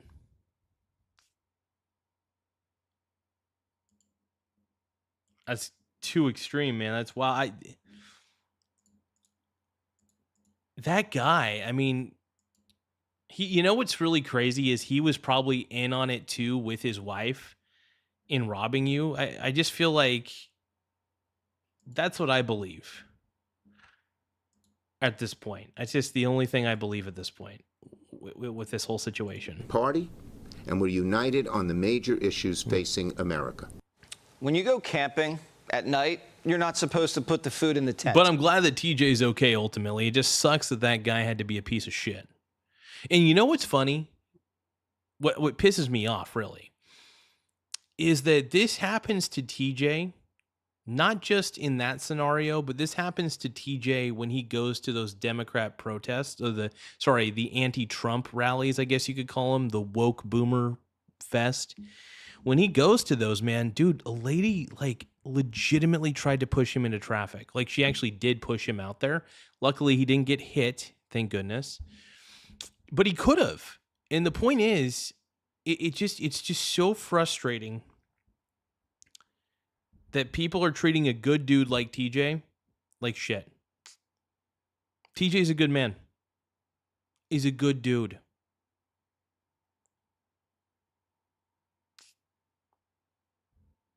Oh, TJ says, I told him he need to control his bitch. Then he choked me. Oh, my God. Oh, shit. I mean, dude, you're definitely... I will admit you were playing with fire on that one for sure. But I can't believe he choked you, dude. I mean, I guess I can. He looks like he looks like he's just an insane person. Crazy, though. Crazy. Because the bears will come and eat it. You're supposed to hang the food from a tree branch. Chuck is food. He shouldn't be letting any of these people in. Oh, yeah, dude. The moment the communists... I'm not even going to call them democratic socialists anymore, because what they really are is just communists. They're just putting Democrat socialist as a label to make people think that they're not communists. So, whatever. Either way, it's crazy. Insanity. Let's keep going. What about Chuck Schumer? Should he be the majority leader if Democrats take back the Senate? You know, I think I would possibly be looking elsewhere. After Abdul won his primary. I mean, here's the thing. Chuck Schumer has no say-so in the party anymore, because people look at Chuck Schumer and they think, who the hell is this old bastard? I don't like him. Chuck Schumer just seems like an idiot.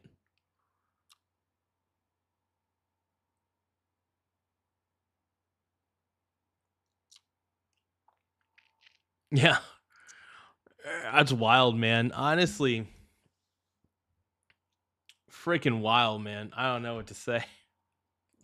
He was a diplomat. Angie Nixon, no relation to Richard, a different breed. Angie doesn't need Schumer's love or his cash.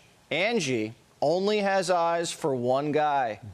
All we do is win, win, win, win. Win, win, win, win. When we fight, Oh my God, this is cringy as shit. What are we watching, man? I mean, my show's pretty cringe. I'll admit that. But what are we watching? What are we watching here? we win, y'all. I am so honored to be on this call with you all. I am so honored that Senator Bernie Sanders has endorsed me today. It is so amazing. He's our special guest. He's coming on a little later. She was right. Bernie definitely came on a little later. So without further ado, give it up for Senator Bernie Sanders.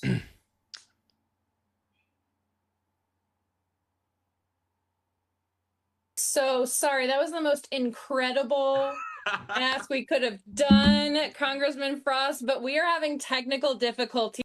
Oh, they couldn't get communist Bernie Sanders on there. Probably because Bernie Sanders is old and doesn't know how to work Zoom. That's my assumption. Old communists hate technology. And young communists are probably technology illiterate half the time, so it doesn't matter. Once Burn Dog figured out Zoom, he swung for the fences, saying the revolution is going global. It's not only going to be seen throughout the United States. The millionaires. I'm going to actually read all of this in the tone of Bernie Sanders, okay? Before he actually says it. It's not only going to be seen throughout the United States of America. It's going to be seen throughout the entire world. You guys are in a position to help us move this political revolution I'm losing the voice, forward in a way that we've never seen. The millionaires and the billionaires are all making the world. Now, honestly, dude, Bernie Sanders sucks. Communism sucks. It doesn't work. Terrible idea. Let's keep going. America. And for all the flaws, by the way, capitalism has flaws. Every system inherently has flaws because the people who are a part of the system are flawed. The thing is, which system is the best choice, even if it has some flaws? Capitalism is clearly the best choice. It would be like, basically, it would be if we were to go from capitalism to socialism or communism, it would be the ultimate downgrade. It would be the ultimate downgrade.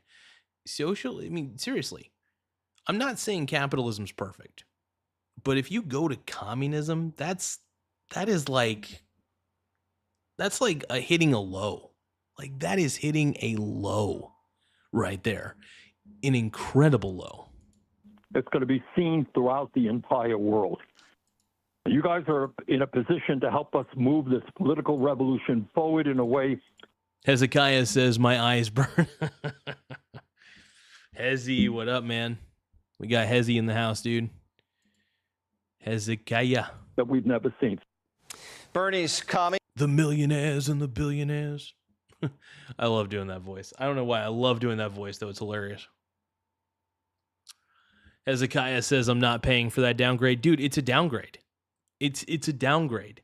You're taking an already working system that praises the individual, not the group. Capitalism praises the individual and not the group. That's the best part of capitalism. Is the problem with communism is it's all about the group identity and protecting the group and not the individual. The individuals pay the heaviest price in communism. So, it's just my little old take on it. Oh, who? Little old me? John Movie? He won a primary in Florida, and he's ready to send in his army into the streets. And they're coming with demands. Do I support reparations? Absolutely. I'm the only candidate in the race that will say that. Reparations? All right. Whatever. Fuck. Oh my God. Dude, if Florida elects a communist, Florida's lost. is the only candidate in any race that will say that. I'm 0.1%, so works for me. And prisons, Ange says get rid of them. It's not radical, it's not extreme to want to make sure that we end for-profit prisons. What's wrong with that? Because all they want is cheap labor or free labor, modern day slavery, right? Okay, so as far as prisons go, I'm not a big fan of for-profit prisons. I do believe that prisons, and this is a tough one. This is where I have a hard time.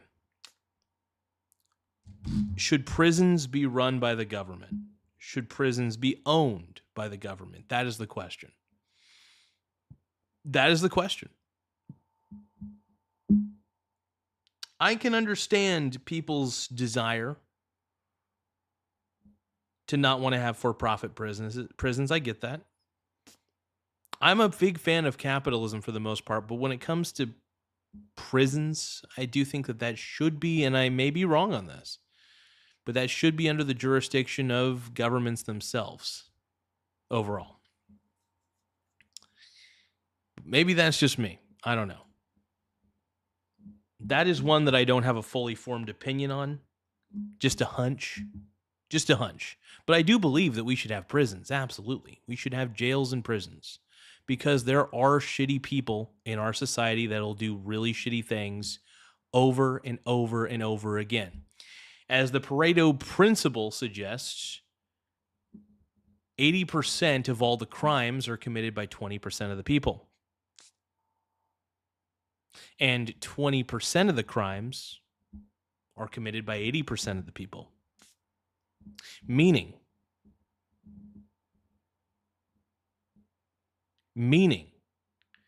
that the majority of all crimes are really just done by a certain sect of the population. I'm just talking about in general. I'm talking about total demographic, just total humanity.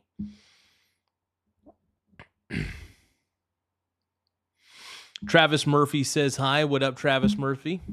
Hezekiah says, interesting how she is not complaining about China, who does use cheap and slave labor. Yeah, it's funny. Well, the thing is, what I don't, and Tony Tone says, Florida will never vote Democrat. Don't have to worry about that. I hope not. God, I hope not. I hope you guys don't turn into the, oof. But back to Hezekiah's point real quick. Yeah, well, here's the thing. Communism every single time leads to authoritarianism. It starts out with a bunch of idealists, and then it ends with a bunch of authoritarians. The idealists very quickly, when they have power, turn to authoritarians very quickly. Communists love eugenics, by the way. Like, it seems to be something that they enjoy because they suggest it. Communists tend to be the first to be like, eugenics is a good idea. No, it's not.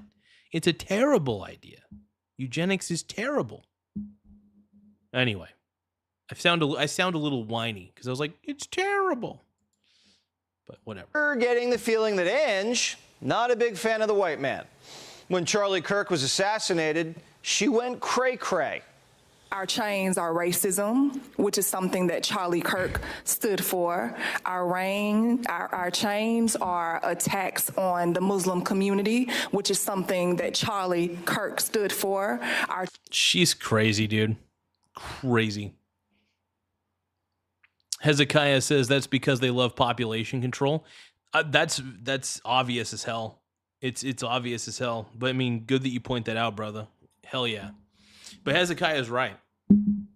Hezekiah's right, dude. The problem with communists is they tend to be authoritarian by default.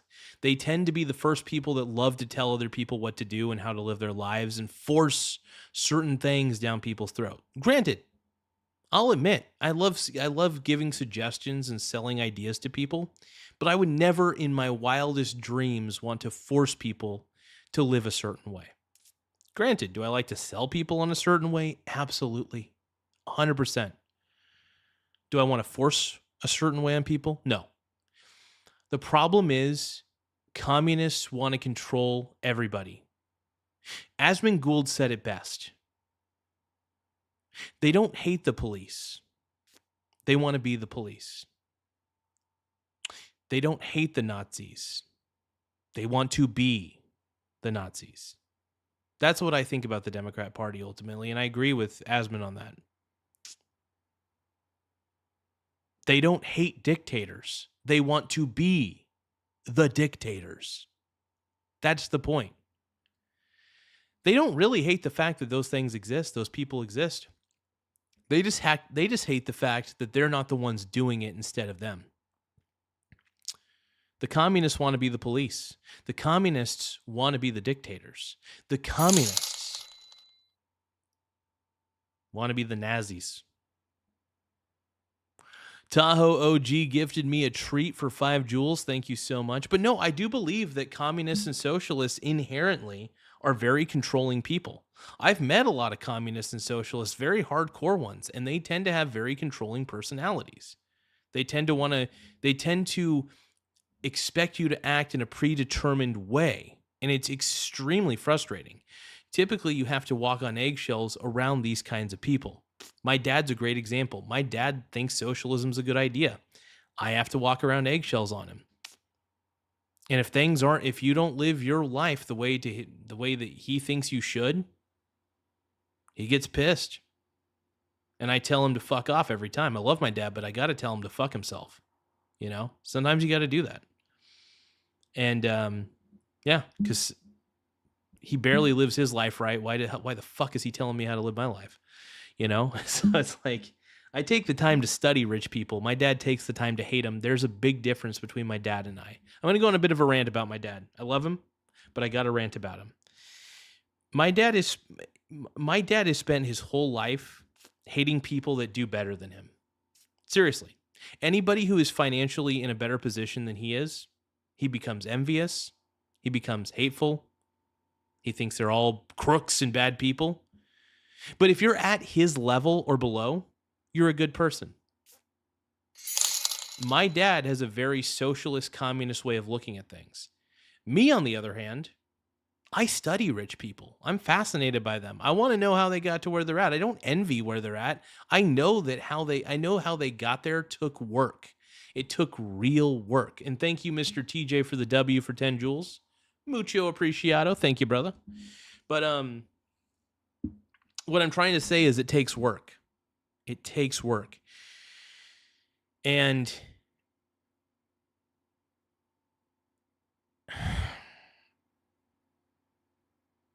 it's just thank you, Mr. Hezekiah, for the happy poop yum yum. Mucho apreciado. Thank you.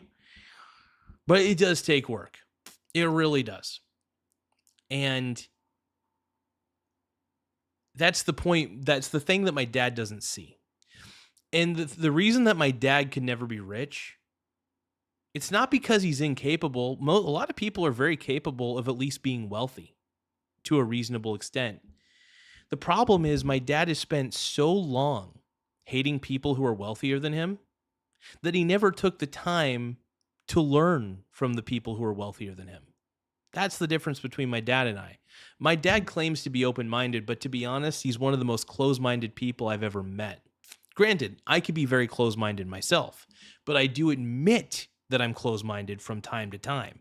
He does not. He acts like he is a very all-knowing, all-understanding kind of guy. And one of the things that pisses me off, and I'm going to stop ranting about my dad because I really do love him, which is the craziest thing. You'd think with this rant that I don't. I do. I really do love him. He's just a very frustrating person to... He's a very frustrating person to talk to about this stuff. But yeah, I love the guy. I really do. TJ says, I'm heading to bed. Good night, world. See you at 4 a.m. Hey, have a good night, brother, man. Thanks for coming on, brother. I appreciate you, man. Larson Christopher says, what's up, Sink Pisser? Oh, my God.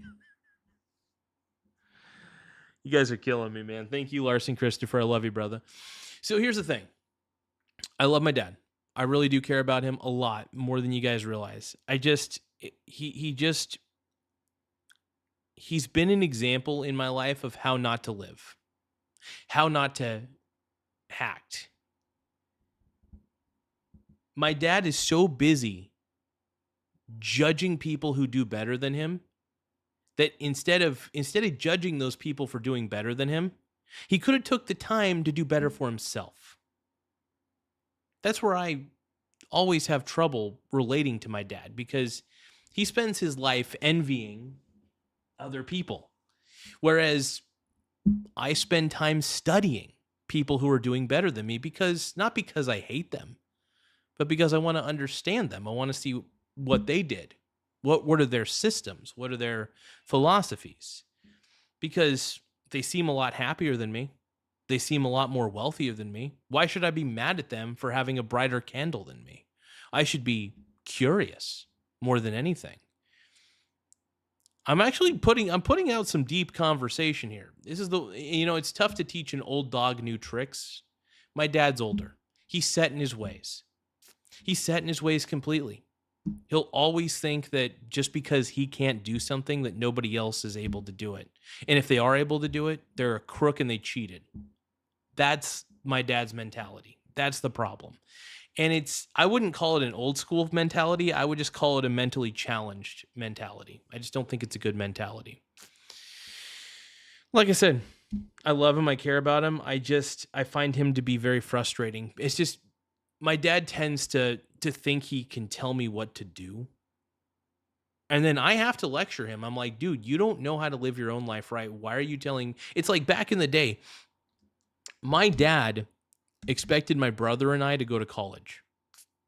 Because you want to know why? Because he didn't finish college. Okay, that's on you. Why don't you go finish college? Because I'm not going to college. I went to a semester of community college. That was about it. I realized college wasn't for me. It just felt like an extension of high school. It just felt unnecessary. So I decided to just read books on my own and learn things. I'm lucky. I've got a very capable mind of being able to seek out the information I need, absorbing it, and then implementing it. I'm lucky in that sense. I've got a gift. I really do got a gift. But it's just very tough for me to relate to my dad. It's always been very difficult because of just how different we are. And when you're really different from your dad, man, it's just... Larson Christopher says, college is so damn overrated in the information era. Absolutely, dude. You can learn anything you need to learn. Granted, if you ever want to be a doctor, a nurse, or a lawyer, or something of that nature, sure, college is fine. Other than that, though, college is a freaking waste of time. Trade schools are fine. I think trade schools are perfect. But college, I'm not against college per se. I just think that college is too expensive and it's not worth the time. I think college for most people is a waste of time. I'm not saying for all people. I'm just saying for like 80%. It's like, here's the thing. I remember when I was in high school, hell, even middle school, we would have teachers who said that if you don't go to college, you won't be able to get a good job. Well, granted, I got plenty of good work not going to college. I got paid pretty handsomely, if we're going to be honest. And then I learned how to invest. Once I learned how to invest, it was game over. Nobody could control me. You can't control the person who owns the means of production. The moment I learned how to invest was the moment that I became free.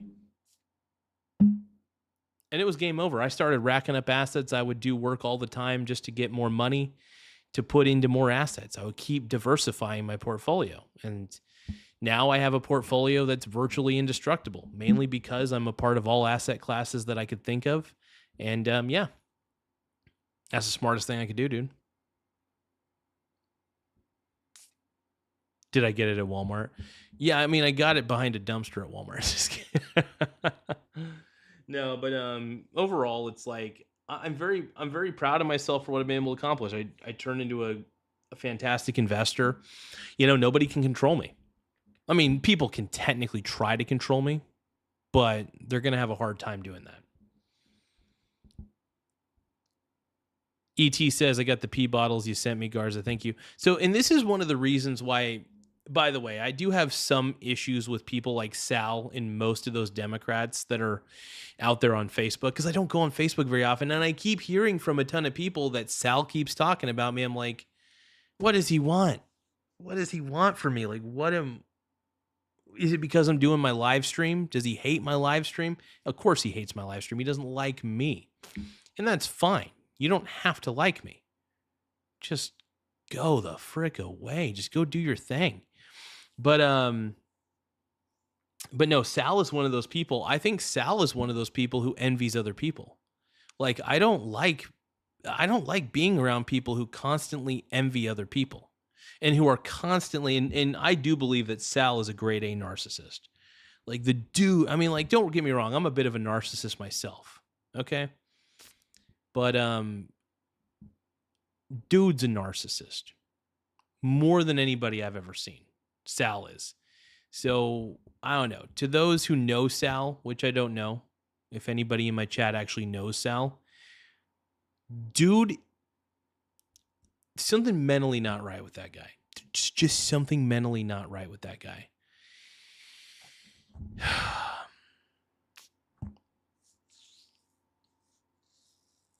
But yeah, I'm a caddy at Bandon Dunes. Fuck yeah, dude. Pays pretty well. I mean, you get some tips. That's the one thing I like about it. You know, I'm not a big golf guy. I understand golf, though. But being a caddy is not hard, man. I'm not going to tell you everything that I do at Bandon Dunes when it comes to caddying and stuff, but it's fun.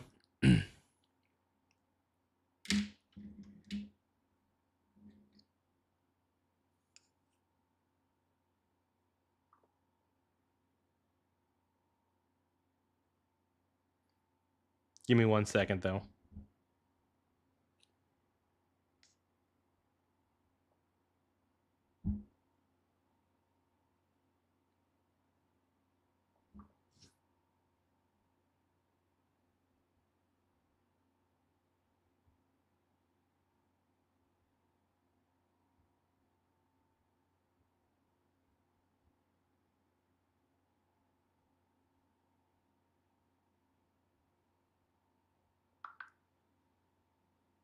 One moment.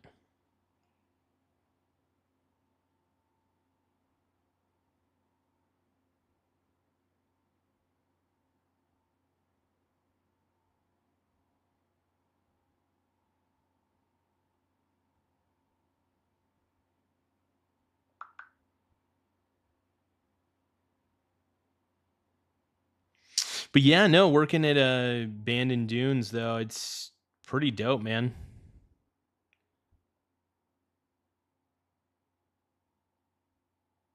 But yeah, no, being a caddy, man, you learn a few things.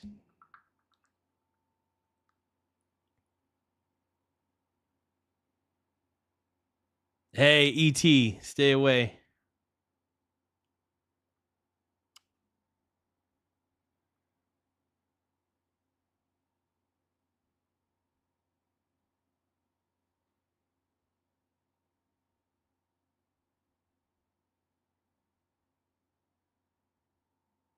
Give me a second.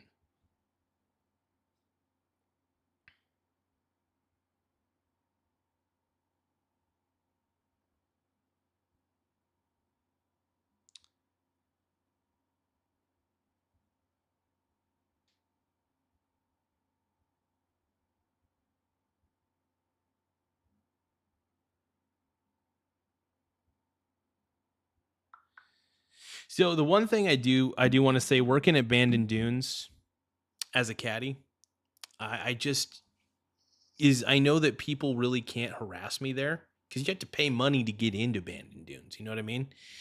So like people on here, they really, at least people who hate me, they'd have to pay a lot of money just to come and harass me as a caddy at Bandon Dunes.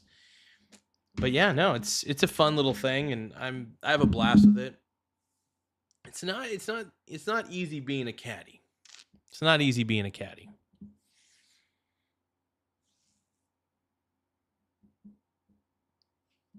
Make prison. Oh man, you got the only sweetest thing in the world. You got the love. You got the freshest. Who got the freshest, fresher? Who got the only sweetest thing in the world? All right, here we go. My brony bros, dude.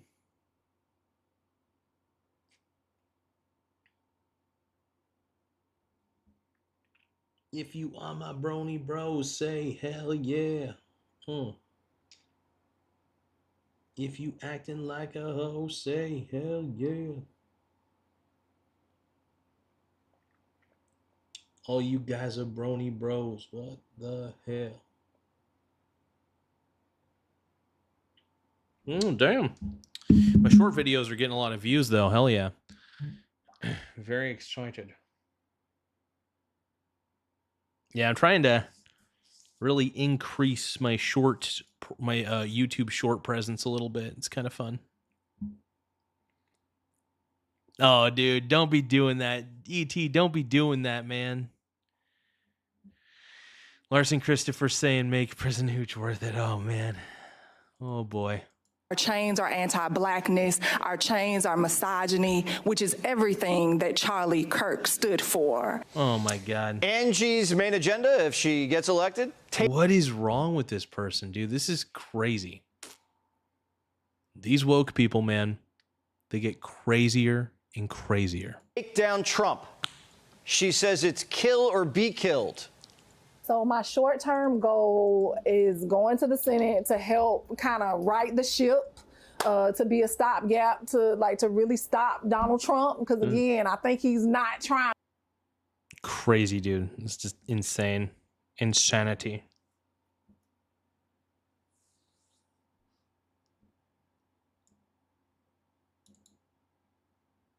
Oh, John Cusack. Oh my God. I'm not even gonna get into that. He's woke. Woke.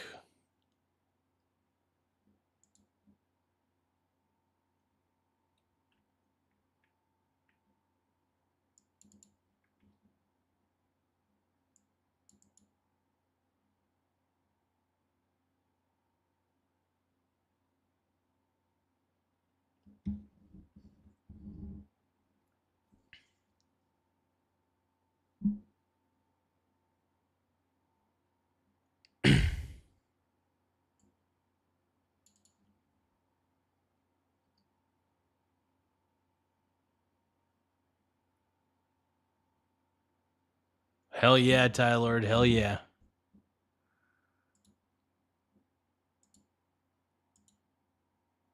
But no, it's fun, man. I enjoy, like I said, the caddy life is interesting.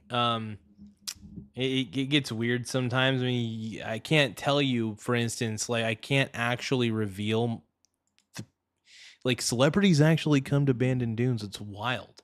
And you kind of get that firsthand experience with them. And I can't, like, because you have to stay private about this shit, I can't say who comes in and who comes out. Like I have like a non-disclosure, basically. I got to be silent about that shit.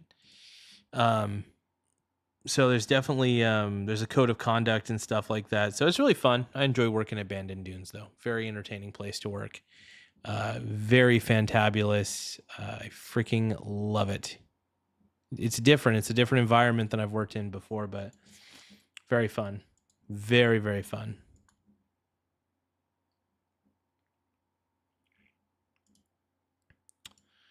Give me just a few more moments. Jarvis, can you please give me just a few more moments? Thank you.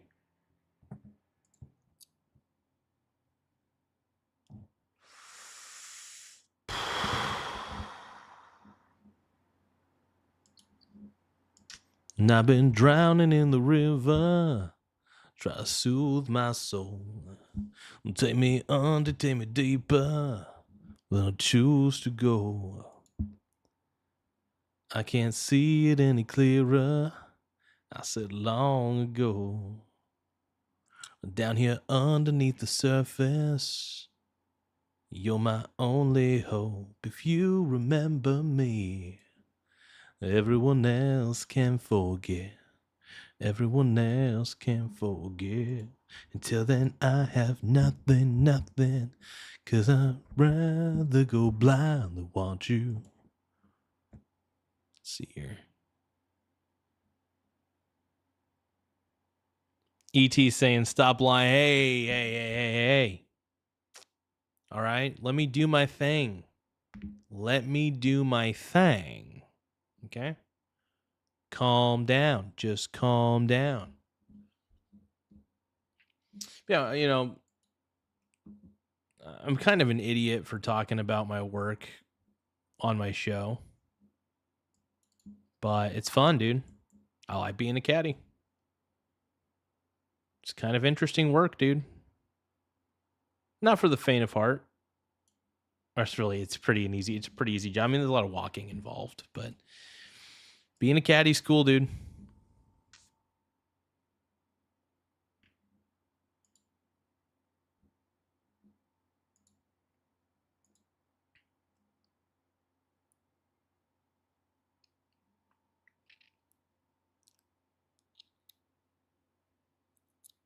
Annie says, almonds are yummy.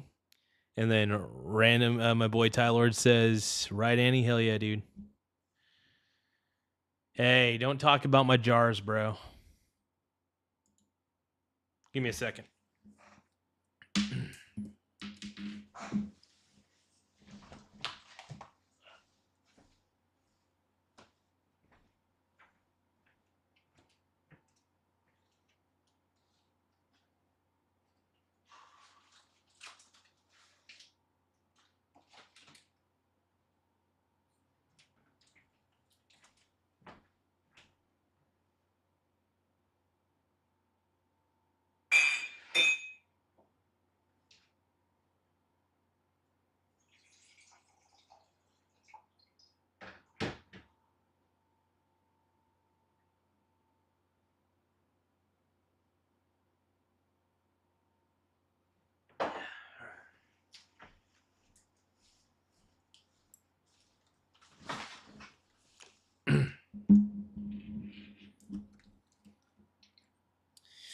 Okay, here we go.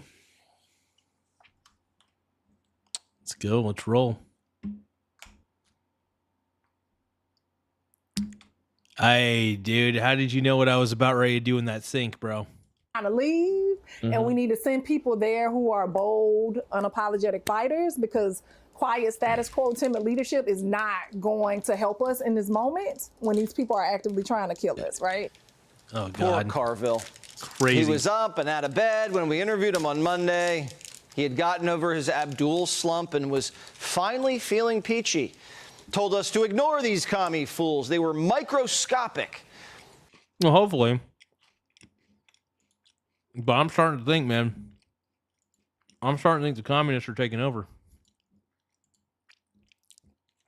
Trust me, you don't want communism.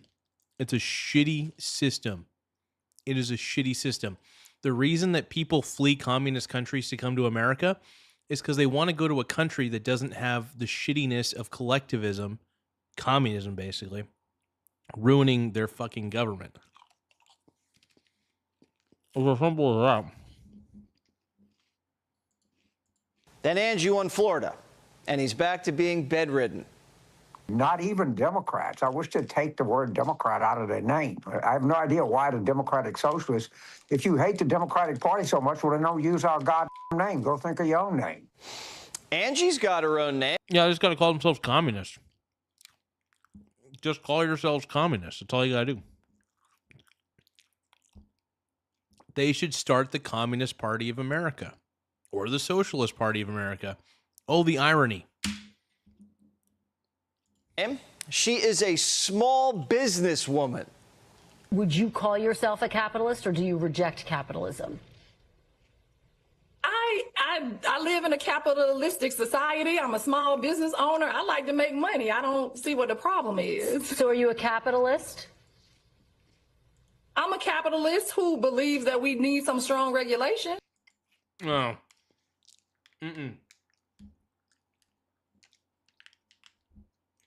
All your behavior so far suggests that you're basically a communist. That's my assessment. But whatever, let's keep going. And dude, billionaires pay a lot in taxes. Are you kidding me? People act like billionaires don't pay anything in taxes. They don't pay income tax because they don't have income. They have dividends. They have other things. They have other assets. They have cash flow assets. But they don't have working income. They just have their dividends and whatever other cash flows they get from their businesses. And they do pay taxes, by the way. There's this myth that billionaires don't pay taxes. They do. They do. They pay a lot. And they find legal loopholes to not have to pay taxes. And if they do, that's great. Honestly, I just want these guys to keep creating businesses. It's not up to them to give money to the black hole of the government. By the way, the government, here's the problem with the government and relying on the government to implement policies. Government is always incompetent. Stop interfering with business. Business, stop interfering with government. Simple as that. How am I? First off, I do know what communism means. It's rooted in collectivism, first off. Communism means the government controls the means of production. That is not the kind of world that I want to live in. When Trump took stake in Intel, that actually pissed me off. That pissed me off because he basically said the government's taking 10% stake in Intel. Not cool. Not a fan of that. See, I know what communism looks like. It's government controlling means of production, and it's a shitty idea. And it will always be a shitty idea. So is democratic socialism. Socialism in general, bad idea. So don't tell me I don't understand communism. I understand it all too well, and I've read enough history to know that it's a stupid idea, and anybody who thinks that communism is a smart idea is basically a flat earther in my eyes. She owns a bookstore/coffee shop. It's called Cafe Resistance, where she sells porn. Oh my God. She sells porn? It's all the books DeSantis banned from public schools because they were too pornographic. Oh, God. So she runs a sex shop cafe. I don't know. Is that what she's running? I don't know. She also hands out free condoms and Plan B at her little coffee shop. I'd like a latte and a pack of Trojans. Hell yeah, bro. Extra large. The coffee. She says she likes to make money, but she's not very good at it. Angie's broke. Her financials, she's 22 grand in debt. And she... Okay. Admittedly, 22 grand in debt is not the worst amount of debt I've ever heard. If it's for a business. And if she's running the business correctly, though. That's if she is. Granted, she's probably running it like shit. Because people who believe in communism tend to run their businesses into the ground eventually. Because they hate rich people. So how can they ever expect their government, how can they ever expect their business to succeed if they hate the fact that they could get wealthy off of this? Oh, her business will fail. I'm not going to guarantee that, but I have a feeling it will. She has 5 kids. Husband filed for divorce last year, but we hear they're working things out. Love wins. The problem... Yeah. She seems like a whack job, dude. Pure whack job, man.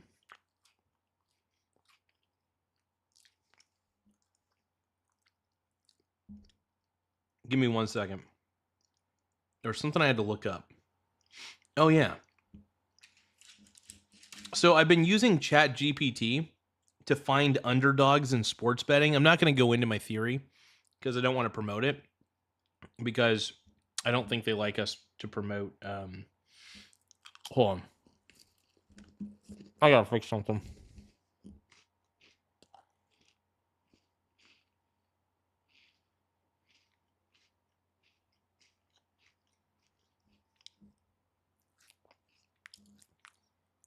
There we go.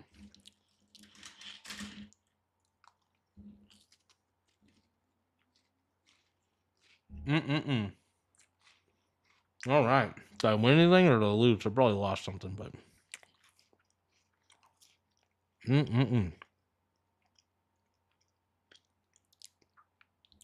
Okay, Utah Rollers. Oh. Well. I got a win. Okay. That was a loss. Loss. Oh my God. I won.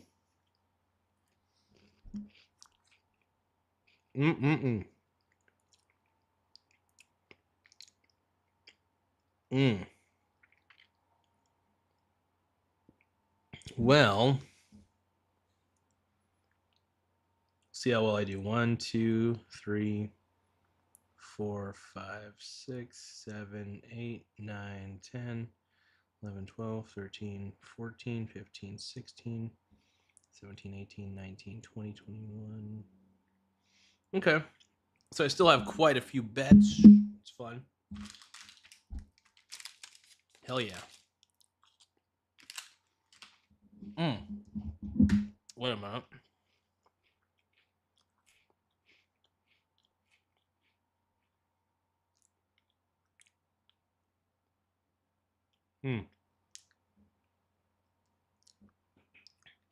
Yeah, go Royals, man.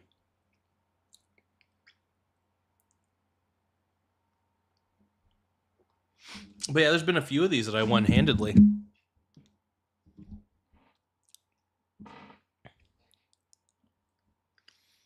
Let's keep going. Problem is, Angie's in a bubble. She thinks the whole country is communist. I just recently joined the DSA because I was asked. I also just recently joined Working Family Party. And the reason I joined those organizations is because they believe how I believe and how the majority of Americans feel. Abdul says he's a capitalist too. Do you guys think I should run as a Democratic Socialist in Coos County?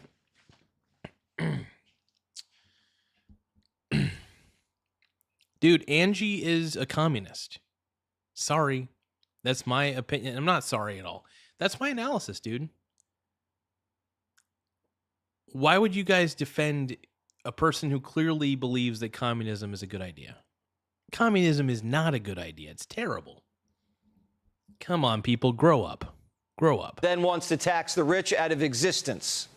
I'd rather an economy that has 1,000 millionaires in it than 1 billionaire. I also think we got to start taxing wealth for people who have. First off, taxing wealth is a bad idea because you're taxing unrealized gains at that point. If somebody has $1 billion worth of assets, but they haven't sold those assets and they rely on those assets for dividend income, what right do you have to tax their assets? You don't have that right. The government should never have that right. No matter how rich somebody is, that right should never happen. That should never happen. Period. So it's just sad that these people are promoting such a bad idea. And it is a bad idea. Like, people need to realize that this socialism shit, basically it's envy. You just don't like the fact that there are people who are more successful than you. And honestly, they became successful because guess what? They created businesses that actually work. And you never have created anything in your life. People who have never accomplished anything trivialize the accomplishments of others. And when you start taxing billionaires on their assets alone without the, like, if I was a billionaire and I sold Coca-Cola stock that I owned, sure, I should be taxed on the sale, on the realized gains, because I'm selling the stock. And the moment I sell the stock, those realized gains get taxed. I forget what the percentage is, but whatever. But they get taxed. My point is, the moment that you start, a wealth tax, by the way, will not stop at billionaires. It'll trickle down to you. So if you own a home, if you own stocks, if you own any asset at all, seriously, think about it this way. If you are taxing unrealized gains on billionaires, it's going to start with billionaires, sure. Like, let's say the government magically makes this happen, and all of a sudden, all the communists are happy that the billionaires are getting taxed, right? Here's the problem. Eventually, you're going to be taxed on your unrealized gains because the government realizes that they could get more money out of you. It happened, it's so funny. You give the government an inch, they take 1,000,000 miles. So you know what happened? Fun fact about federal income tax.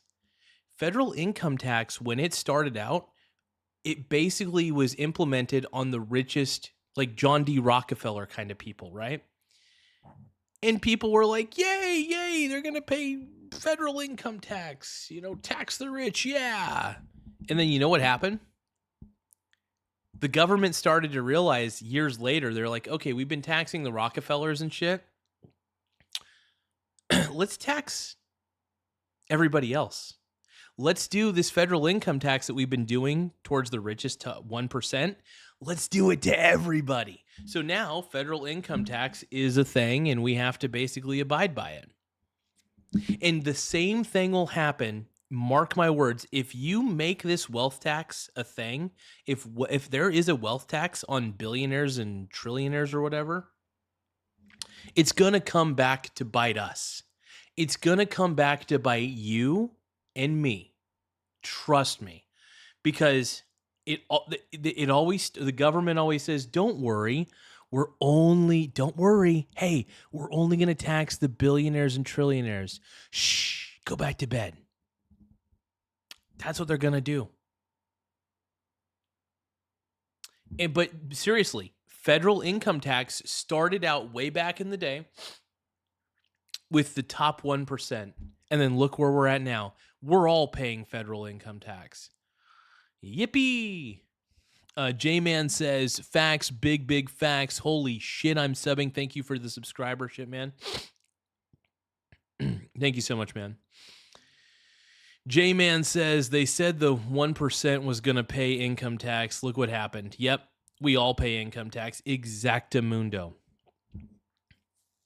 And therein lies the problem. Therein lies the problem. It's frustrating. I honestly think I hate federal income tax. Property tax, don't even get me started on property tax. I'll take federal income tax any day of the week because it already exists. But we need to abolish, if there's one politician who runs on this platform, I may vote for them no matter what party they're a part of, okay? Eliminate property tax completely. I want to see a politician who is brave enough to run on the platform of no property tax. Everybody always makes the argument, but what about the schools? What about the schools? Well, fuck it. We'll put down a sales tax. I don't know, dude. But I'm not a big fan of taxes in any capacity. I know we need some taxes, obviously. But we can't just, property tax should be illegal. It really should. Property tax should wholeheartedly be illegal in every way, shape, or form. I don't know why property tax is legal, to be quite frank. Blows my mind. Zion War says, ma'am dummy is proof that this crap isn't working, along with 100 points in the graph of history. None of this works. Exactly. And this is the biggest problem we have, is you got morons like Zoran Mamdani shoving socialism down our throat. It's not good. Socialism doesn't work. Period. End of story. Seriously, taxation is just another form of theft. By the way, inflation caused by the government through money printing is a form of theft too. It's a silent tax that nobody talks about. Inflation is the silent tax. The reason the rich get richer and the poor get poorer is because the rich choose to hold on to their assets, and the middle class and the poor people choose to save their money like morons. Saving your money is stupid, by the way. I am so against saving money because people don't go over these scenarios in their head. People don't like to think about bad things happening, so they actually underestimate their likeliness of happening. This is a psychological thing. I'm going to repeat that. People don't like to think about bad things happening, so they underestimate the likelihood of that bad thing happening. People don't like to think about the fact of the dollar collapsing, but it really could. The dollar could collapse tomorrow. And the only people who will be safe if the dollar collapses, one, are probably people who own ammo. But if the dollar does collapse, you're going to want to hold real, and this is not financial advice, this is my opinion, educational entertainment purposes only. But if the dollar were to croak, if the dollar were to collapse, which it could at any time, because we as a nation, our nation is so fiscally irresponsible, our monetary policy is absolute garbage. And the days of the dollar being the reserve currency of the world are slowly coming to an end. And the moment that happens, do you know what's going to happen? The moment we lose reserve currency status, we won't be able to keep printing money like we do. We have put ourselves in a debt hellhole that we can't get out of. America is monetarily screwed. And that's unfortunate. So the one thing that will protect you are assets that are not hindered by the dollar's collapse. They'll be a little affected, don't get me wrong. There will be people affected. But if the dollar collapsed tomorrow and all you have is a high yield savings account, you're cooked. You're cooked. Seriously, you're cooked. We got Mud Butters. I'm assuming that's Sal probably. But let's see here. J-Man says, right, look at Cuba, the rich. Yep. Michael Ward says, if you don't know everything about the bush, you know nothing about the bush. Huh. Interesting. I'll have to think about that. Mud Butter says, go Mega go. Winners winning. Idiots. Michael Ward says, I'm writing a book on fiat currency and money history, and it's called Hitchhiking with Time Travelers. Now, to anybody who says that cryptocurrency is the solution, it's not. Cryptocurrency is grifter currency. It's a Ponzi scheme, and it participates in greater fool theory. So if you think in any way, that crypto is going to save the day, I'm going to just bet your ass it's not gonna, man. Just bet your ass it's not gonna. Hold on, I'm trying to get the webcam closer. I've been wanting to keep getting the webcam a little closer to me. I want to be more intimate with you guys. But yeah, crypto's a scam, absolutely.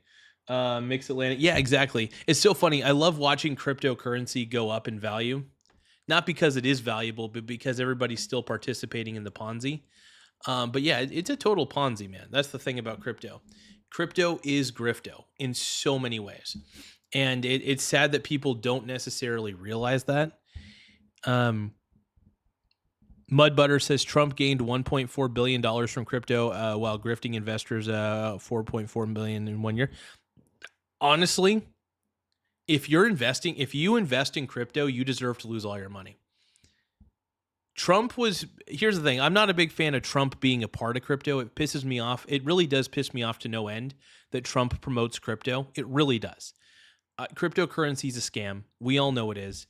And I love Trump. But here's the thing. All you really own when you own cryptocurrency is you own a string of data. At the end of the day, that's all you technically own is a string of data. Nothing more. There's nothing marvelous about owning Bitcoin. Nothing. Crypto is grifto. At the end of the day, it is grifter currency.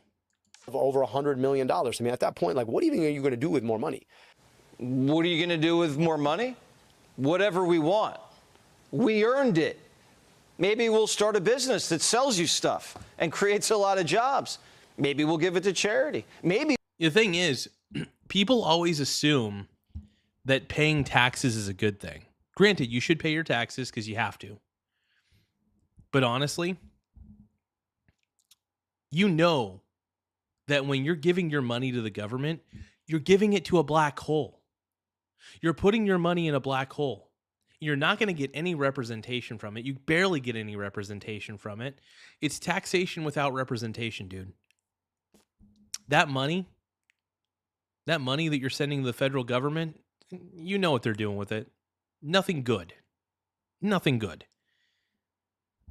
What I'm saying is, I don't trust government. I just don't trust the government. I don't trust that the government knows what to do with my money.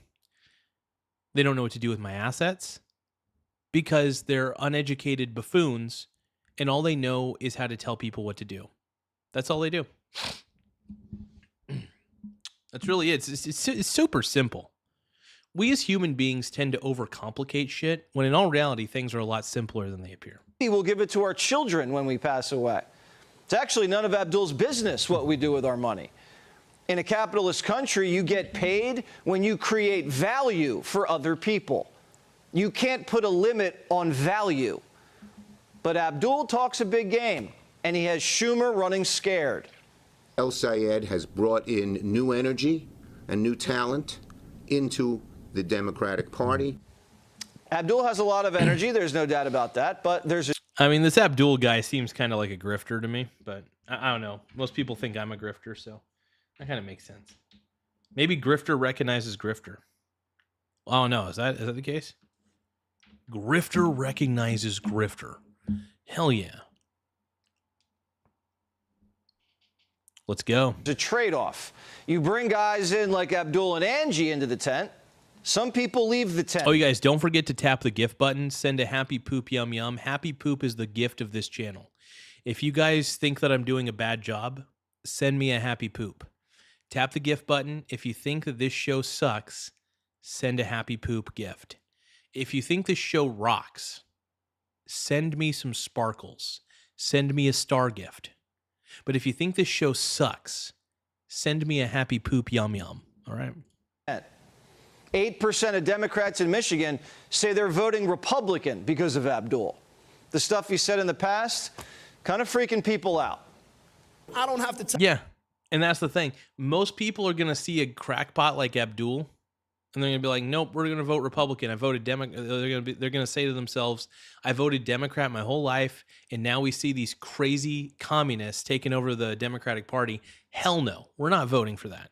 Hell to the naysay. Hell to the no. So that's basically what happens. Essentially. I'm trying to sound all high and mighty. Trying to sound so high. Oh, by the way, this is for Sal, by the way. That's for you, Sal. Tell you that the same exact forces that drove native peoples from their land 2 centuries ago, destroyed Black Wall Street a century ago, bombed a building decades ago, and tried to ban Sharia law not a decade ago. Isn't he also the guy, if I remember right, he's also the guy that also just recently claimed, I'm not communist. I'm just a traditional Democrat, even after saying all this bullshit.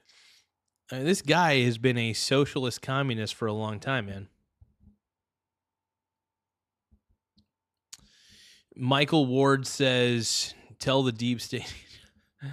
What socialism does is make a way for relaxation to serve and be served is one of the philosophies of relaxation. Okay.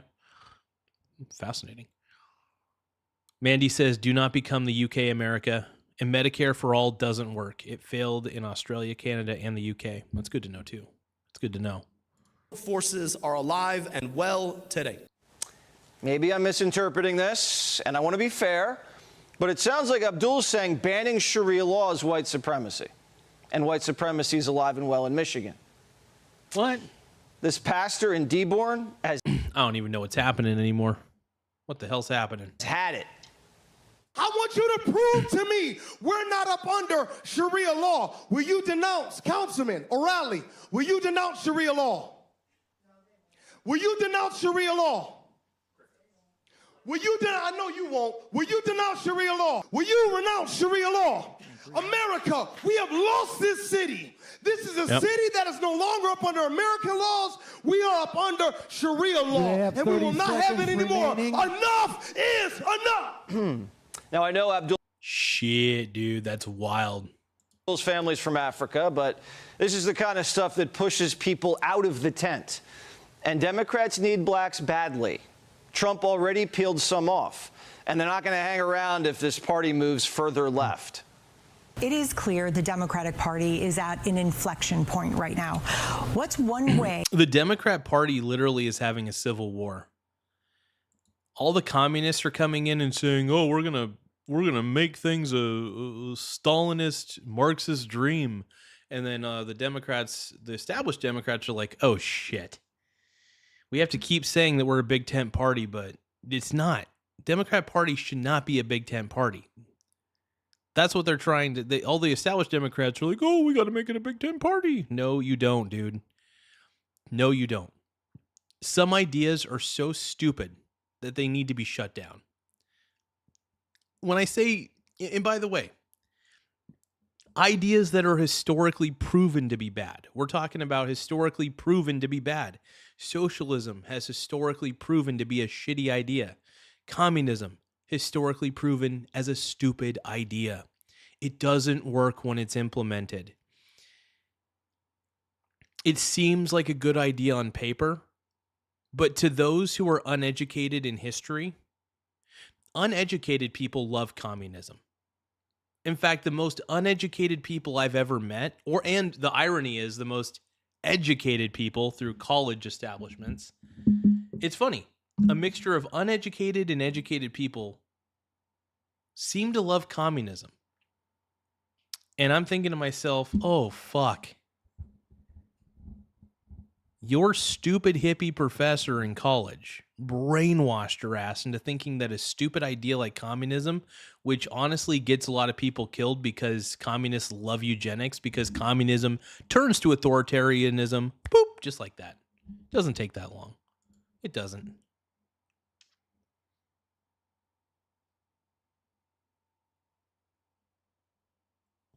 Mandy says, Bernie, hold on. Michael Ward says, capitalism scared Medicare for all. We are a nation of immigrants. What are you talking about, Michael? I don't know. I don't care. Mandy says, Bernie Sanders has a lot to answer to for after the midterms. They're going to rail against him. So going to. Well, here's the thing, man. Well, yeah, that's the thing. I think the Democrats are going to lose the midterms. I really do. I think all these Democratic socialists who are winning their primaries in their states, they're going to lose because people who have some semblance of sanity realize that it's stupid, that democratic socialism is a low IQ idea. Skywalker says, look up.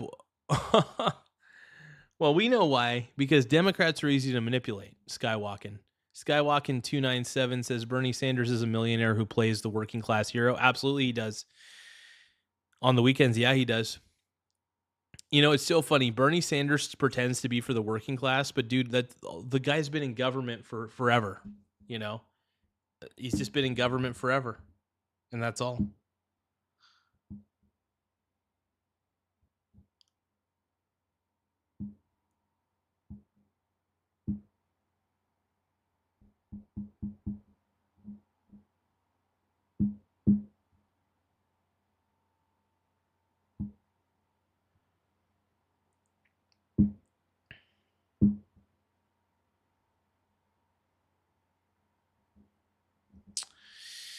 Yep.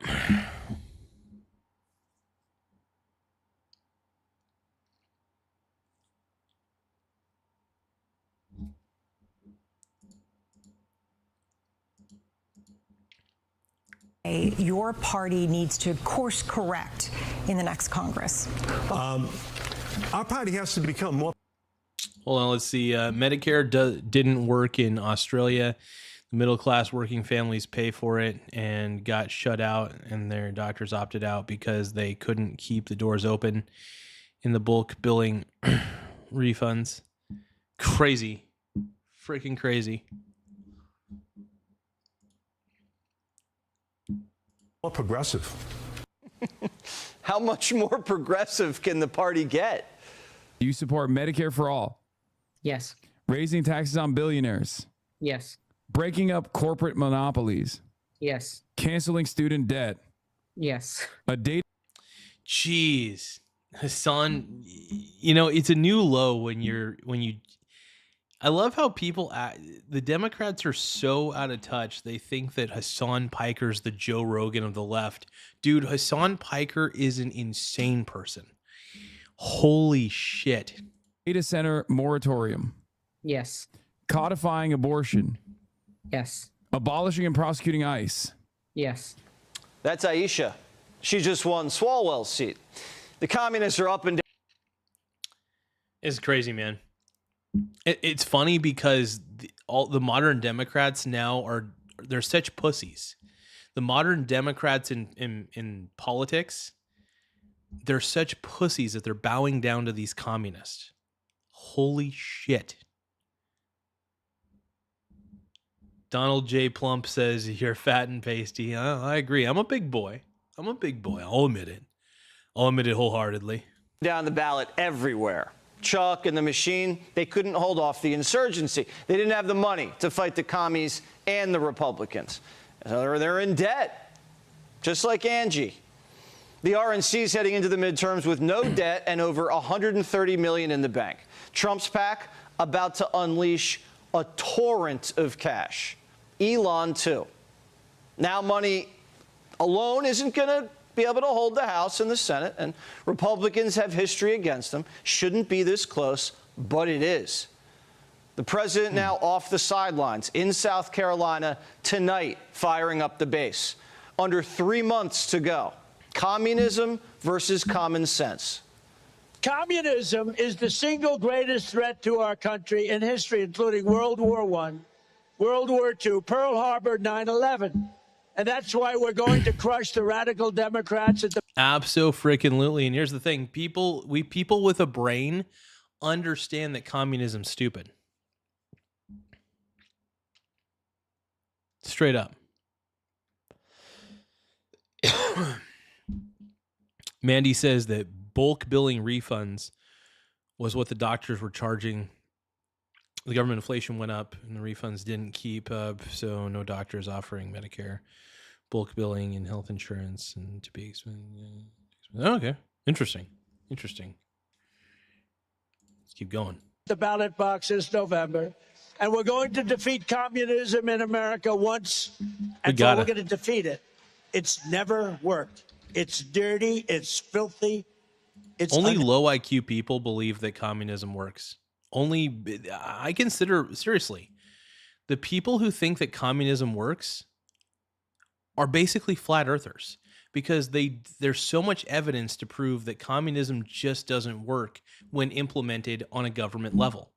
At least excessive communism. I'm talking about when communism in its core is where the government owns the means of production and starts regulating shit everywhere. That's not good. You don't want that. You don't want government having that much control over anything. The whole goal, the founding fathers were smart. They realized that government should not have that much power. But the ironic result is we started with 4 federal agencies and now we have 4,000 federal agencies. That is not freaking good. We don't want that. We don't want that, Jerry. We just don't want it, man. It's just the way it should be. But that's the way. It's the way his daddy sees it.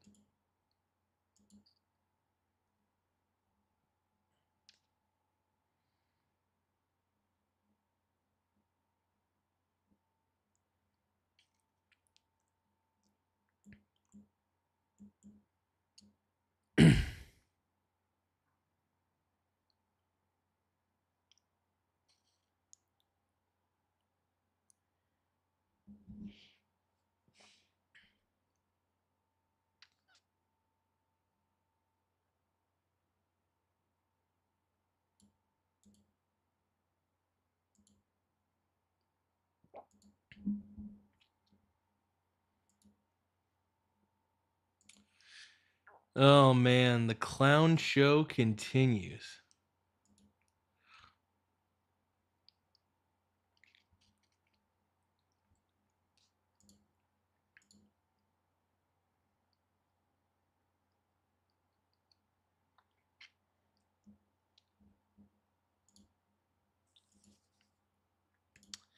Give me just a few more moments, though. Just researching something.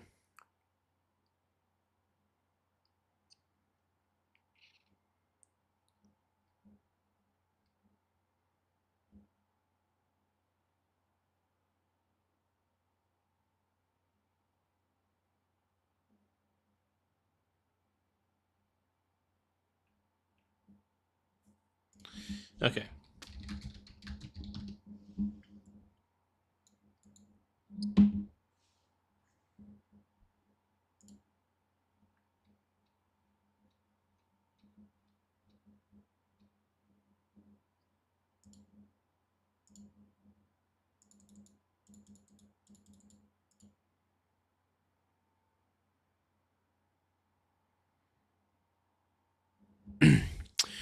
So Mandy is saying, let's see, America, you're doing okay. Houses in Australia to buy $1 million in the city. Damn, $800,000 minimum in the suburbs. Rent $700 per week. Holy shit, man! Australia sounds like it's got a cost of living issue problem. Holy fuck, that's terrible. Kellum says you like free roads but hate communism. When you stay in the toilet long enough, the shit. Hey, look. By the way, there are things that are agreed upon. There are things that we vote on. I'm glad. Look, when our tax dollars are going to something that's useful, yes. So, like, I'm talking about just basic infrastructure for society to function. Government should not be controlling private businesses. When government starts owning the means of production, like when Donald Trump bought 10% of Intel, when the government owns 10% of Intel, or whatever the amount actually is, I can't remember. I think it's 10% though. That actually pissed me off. I love Trump, I really do, but that was so stupid. That's some communist bullshit right there.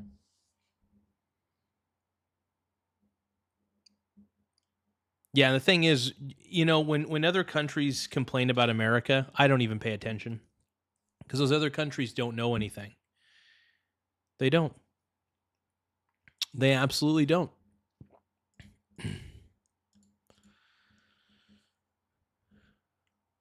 They just don't, man.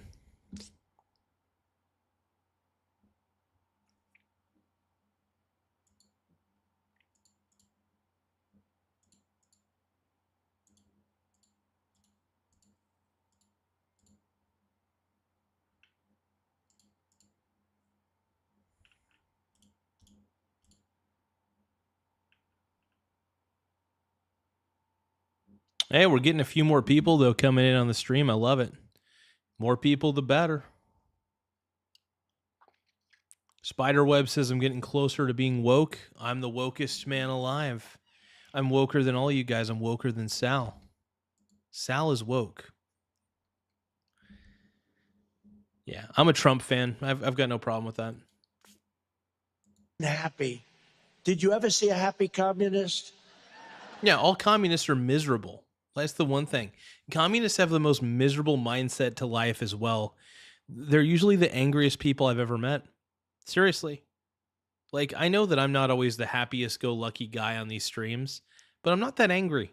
I'm a little sarcastic, and I'm a bit of a smartass. No, I'm just quite a bit of a smartass. But I do it for the fun. I do it for the love of the game. To be honest, communists got a shitty mindset to the world. They want equality of outcome. To be honest, thinking that equality of outcome can and should happen is probably one of the most demented ideals that one could have. It really is.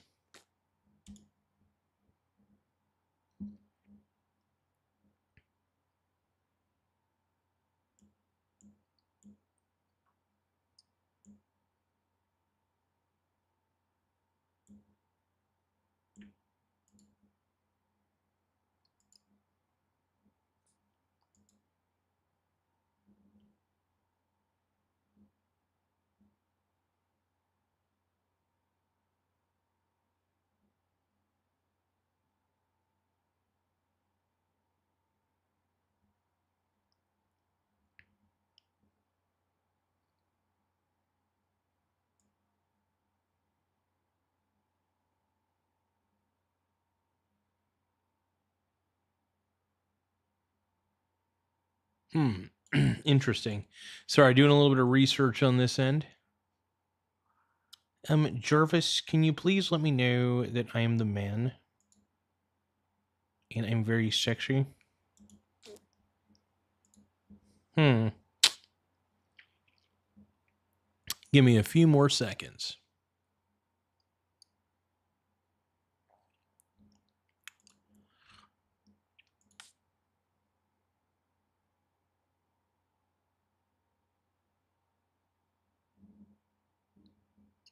Hell yeah, dude.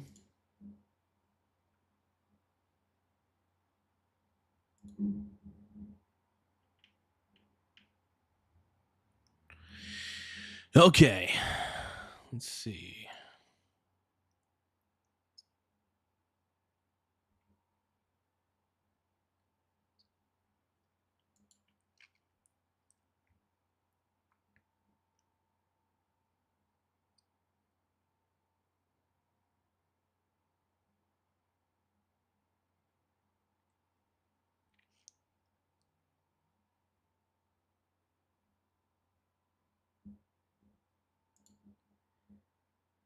Let's see.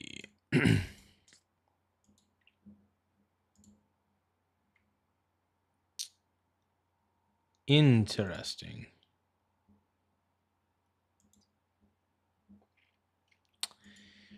Frickin' A, man.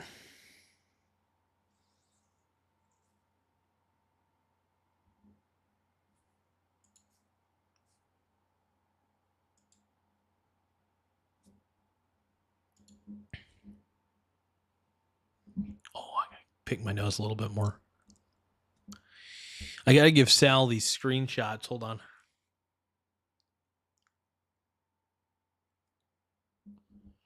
No, dude, it's so funny. Sal thinks I care about my image. Do I look like I care about my image? Look at how I dress, bro. You ever see a communist laugh? I never saw it. I've known communists. Yes, communists are miserable people. Communists are extremely miserable people. Yeah, we're going to resist communism. Because communism's a shitty idea, and the moment that you implement it on a massive government level, you're screwing everybody. It's a screwed up mentality. It really is. So it's crazy. It's insane. They don't laugh. They're very unhappy people. We want to be happy. Be sure to like and subscribe for all the Fox News latest on YouTube and catch full.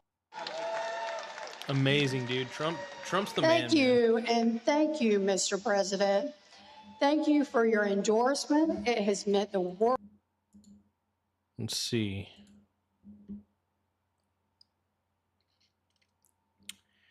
I'm so sorry. Is this the way it's gotta be? Dear Reagan, I feel nothing anymore.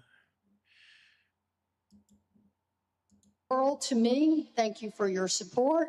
Thank you for coming to South Carolina. All right, let's see what else we got here, man. Oh, dude, Asmund Gould is back. Says this case just took a dark turn. They knew and did nothing. Let's see what Asmund's talking about here. The Carmelo Anthony legal team is in shambles after bombshell text came out that he fantasized. Hey, thank you, Shrek, for subscribing to the channel. Thank you, my brony bro. Dude, I think we got more. How many subscribers do we have now? Because we're currently at 10,952 subscribers. We are almost to 11K. On YouTube, that's some pretty strong numbers, man.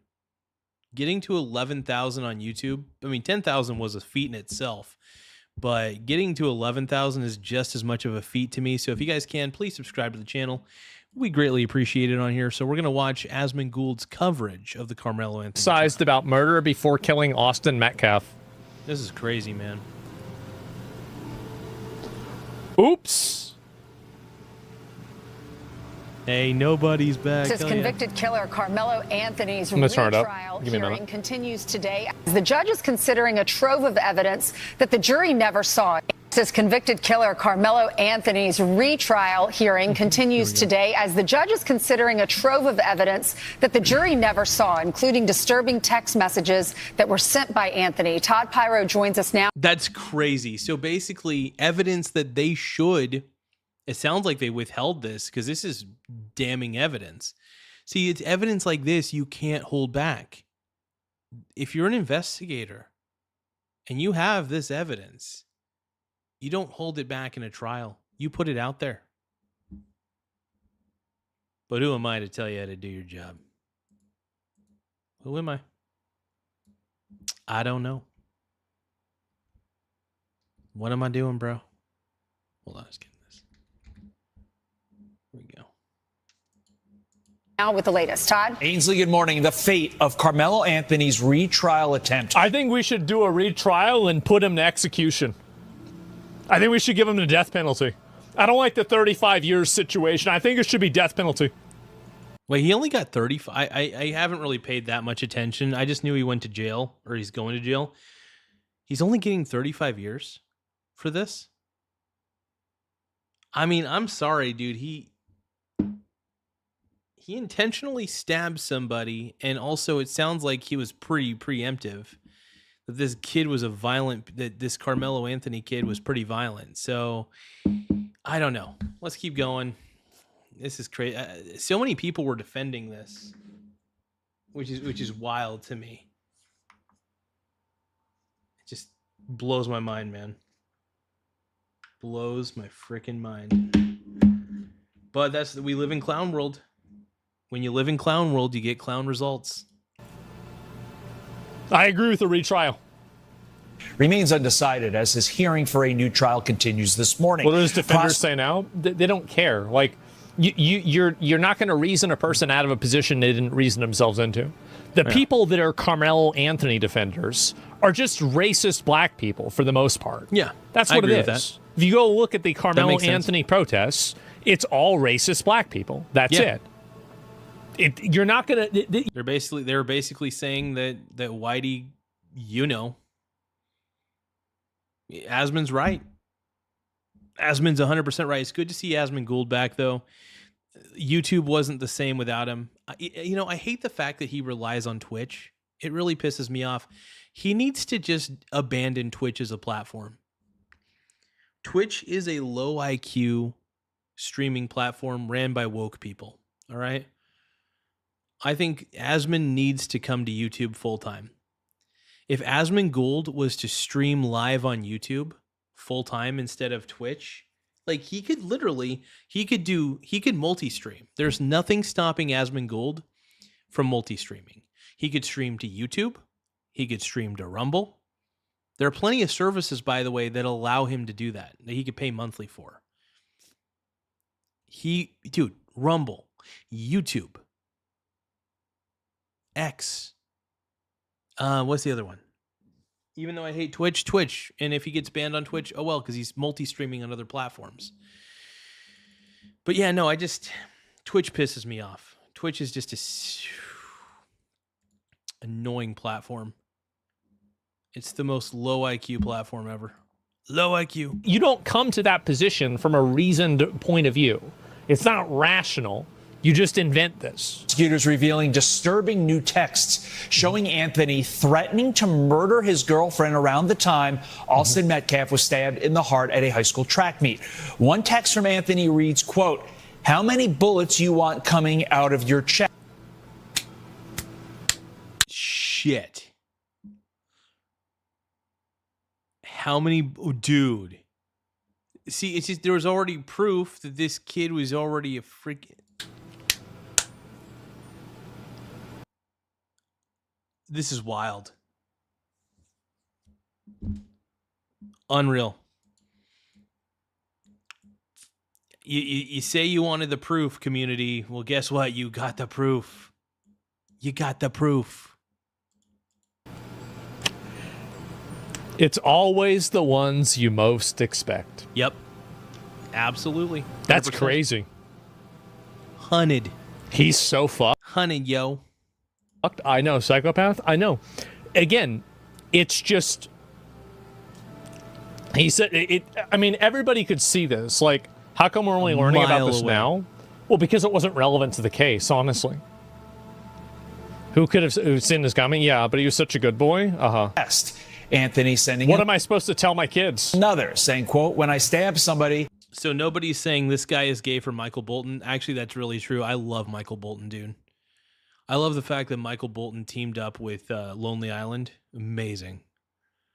This is a tale of Captain Jack Sparrow, pirate so brave, the 7 seas, a mystical quest to the Isle of Tortuga. Oh, in Davy Jones' locker, what lies in store? Yeah, anyway.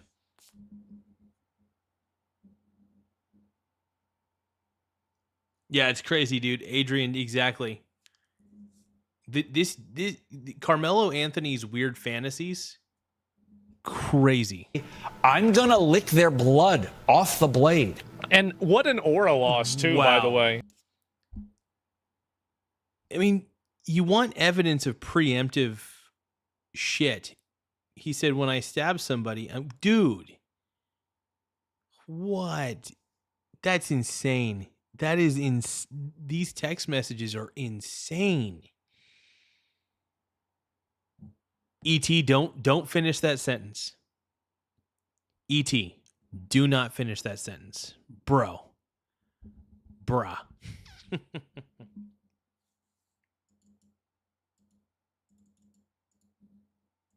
Amazing. Don't forget to tap the subscribe button in the upper right-hand corner. The more subscribers we get, the better. But yeah, once again, don't forget to tap the subscribe button in the upper right-hand corner. It helps the channel in more ways than one. Now, back to the show. Here we go. After he stabbed that kid, he was crying. He wasn't licking anybody's blood. Like, this dude thought he was Wesley Snipes from Blade. He thought he... Yeah. Delusional. He was really that guy, and then he actually does stab somebody and kill them, and he's totally like, what an aura loss. He's crying. I did it, officer. Like, dude, that's the worst thing.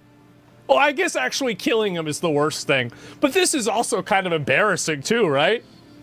Whew, no win scenario. And this text sent 2 hours before Metcalf was murdered, reading, quote, I'm low-key on the verge. I'm after receiving these threatening texts. It was already premeditated. It's pretty clear it was already premeditated from these texts.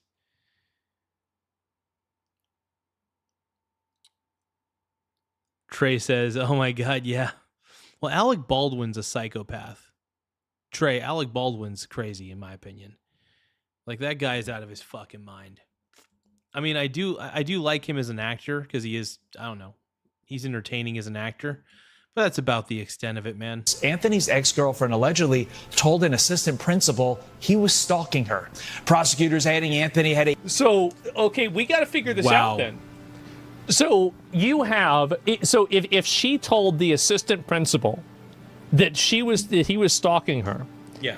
Did she show the text messages? Because if she did show the text messages, then we need to figure out who that assistant principal was and hold. Yeah.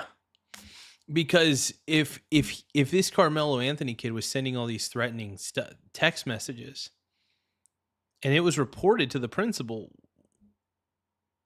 was he ever expelled or suspended? I mean,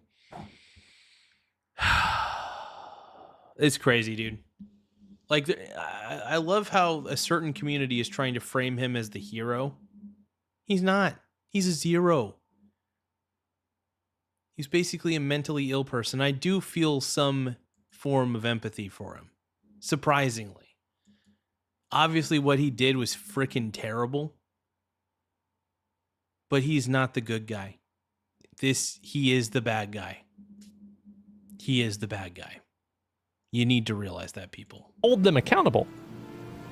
Come on. Because if you didn't take action when one of your students said, I'm going to stab somebody and lick the blood off the blade, if that didn't cause, you know, like, you know what? Maybe we should do something about this.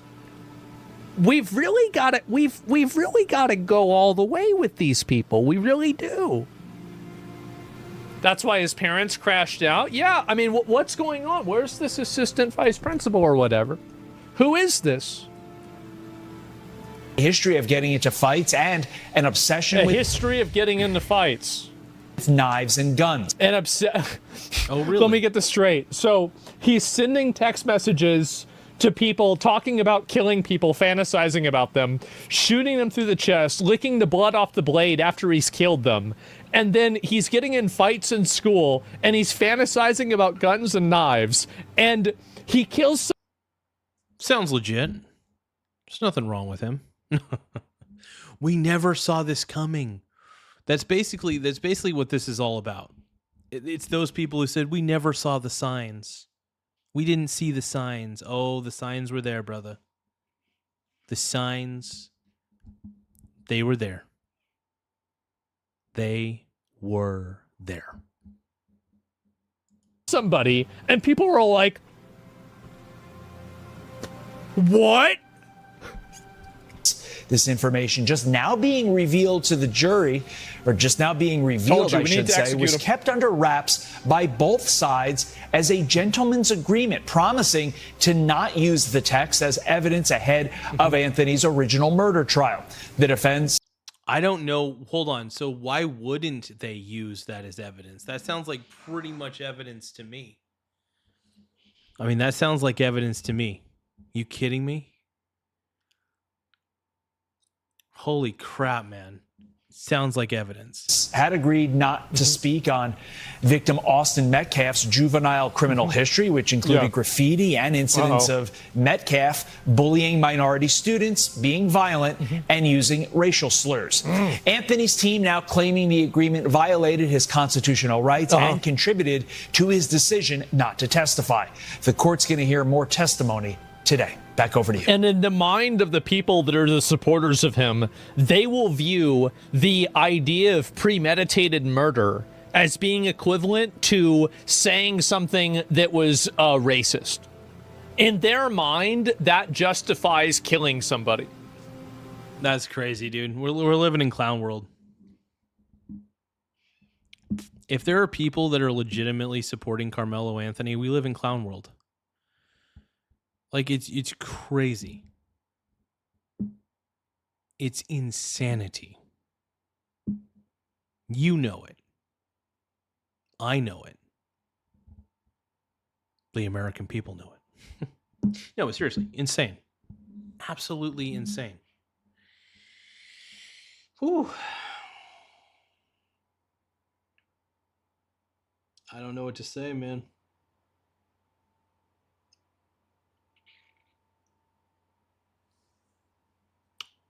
Freaking wild.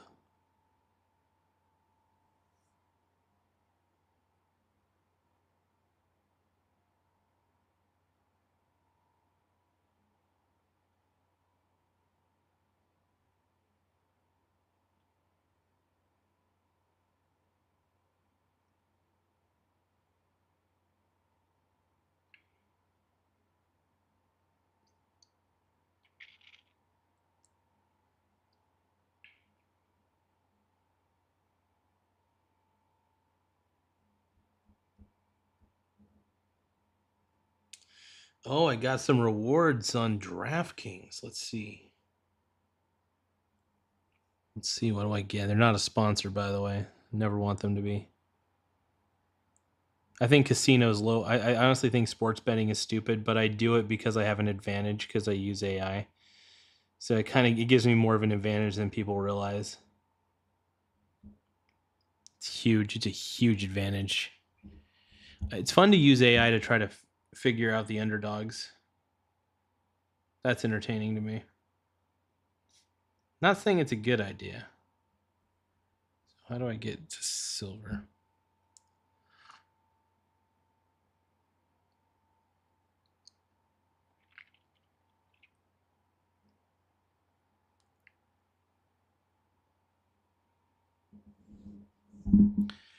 Interesting.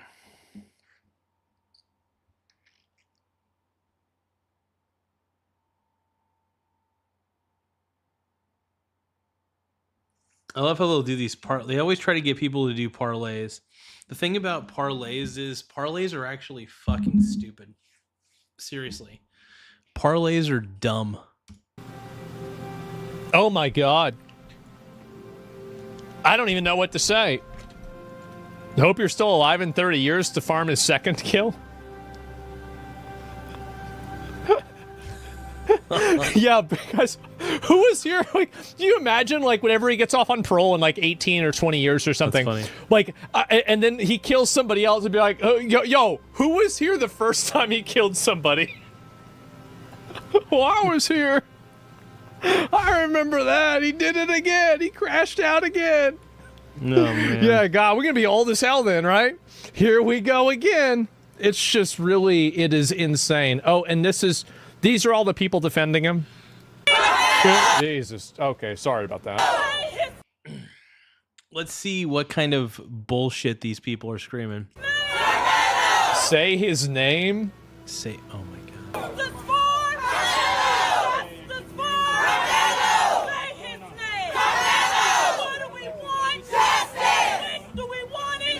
Yeah, justice has already been served. He's going to jail because he stabbed somebody, and it's clear it was pretty premeditated. So, yeah, those text messages were pretty fucking damning. It was pretty clear that he was a violent piece of shit, and that honestly, the fact that he stabbed somebody isn't a surprise at all. And it's pretty freaking obvious that it's not self-defense. Allegedly. I'm going to say allegedly, just for legalese purposes. Let's keep going. What do we want? Justice! Say his name! That's how Rico. Oh, yeah, I saw this. This is it. Let me see. I pull this up. Low key, bro, this is low key super racist. It's not low key super racist. It's just racist. Super racist. Yeah, it is racist. Yeah, exactly. The people, if you're supporting Carmelo Anthony after seeing all the evidence that has been presented, you are a racist if you support Carmelo Anthony. Just saying. It's just super racist. Judge will consider a new trial for Carmelo Anthony after teen killer's legal victory. Wow. Oh my God. They Really? want to kill white people with impunity so bad. They do. They do. And I actually, by the way, I actually do think it's this simple. I think they are racist black people that think that they should be able to kill white people because they've been taught that 100%. Because of slavery, now anything bad they do is white people's fault. This is pretty much. That is the mentality, unfortunately. It's not a good one. It's not a good one. You could blame rap music. I don't know. That's why I don't listen to rap music. A lot of it's just too violent, and they're all doing scissorp drinks. I don't even know if that's still a thing. I think it was something I did in the 2010s. I haven't listened to hip hop. The only person I listen to is Lil Wayne, because Lil Wayne's the man. Also, I do love Nicki Minaj because she's mega. Hell yeah. This is insane levels of indoctrination, and it needs to be shut down. What is this? Why was the evidence never shown by jury? Hours before the murder, Carmelo Anthony texted a picture of the murder weapon to his girlfriend, and he said he was low-key on the verge. He went to that track meet with the intention of killing a white boy, and he succeeded. Exactly. Exactly. Bam.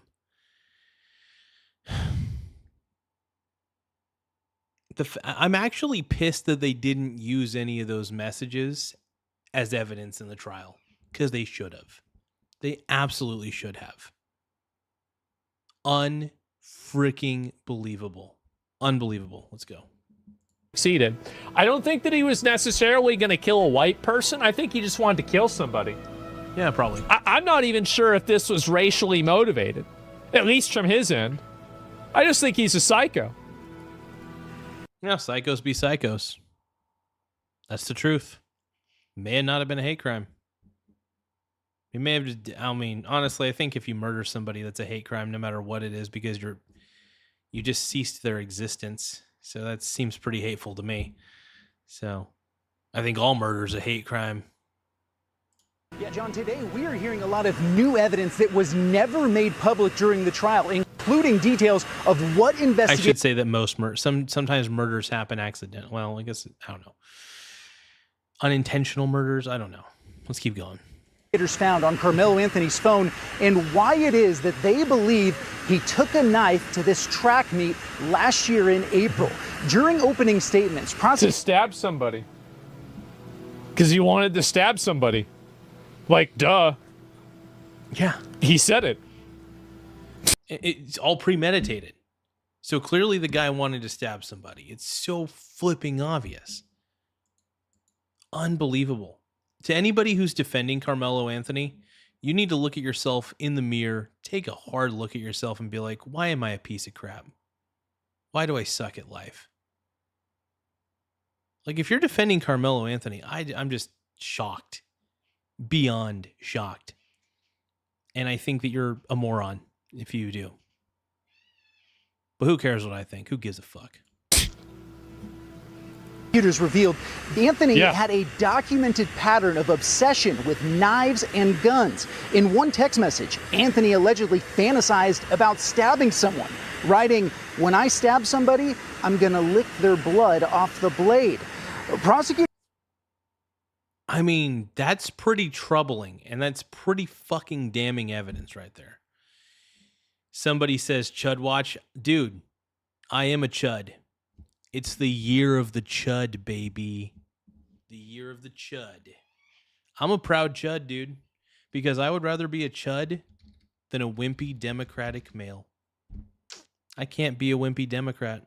I just can't. Democrat Party's too crazy for me. I also don't really like effeminate men. I don't. I mean, if you're going to be... I don't think you should be like hyper masculine or anything. But like my dad's an effeminate man. Maybe that's why. Because effeminate men usually have no backbone. And my dad's a pretty effeminate man. So it's like, I don't know. I don't trust effeminate men. That's the way I see it. Year of the Virgin. Hell yeah, bro. Hell yeah.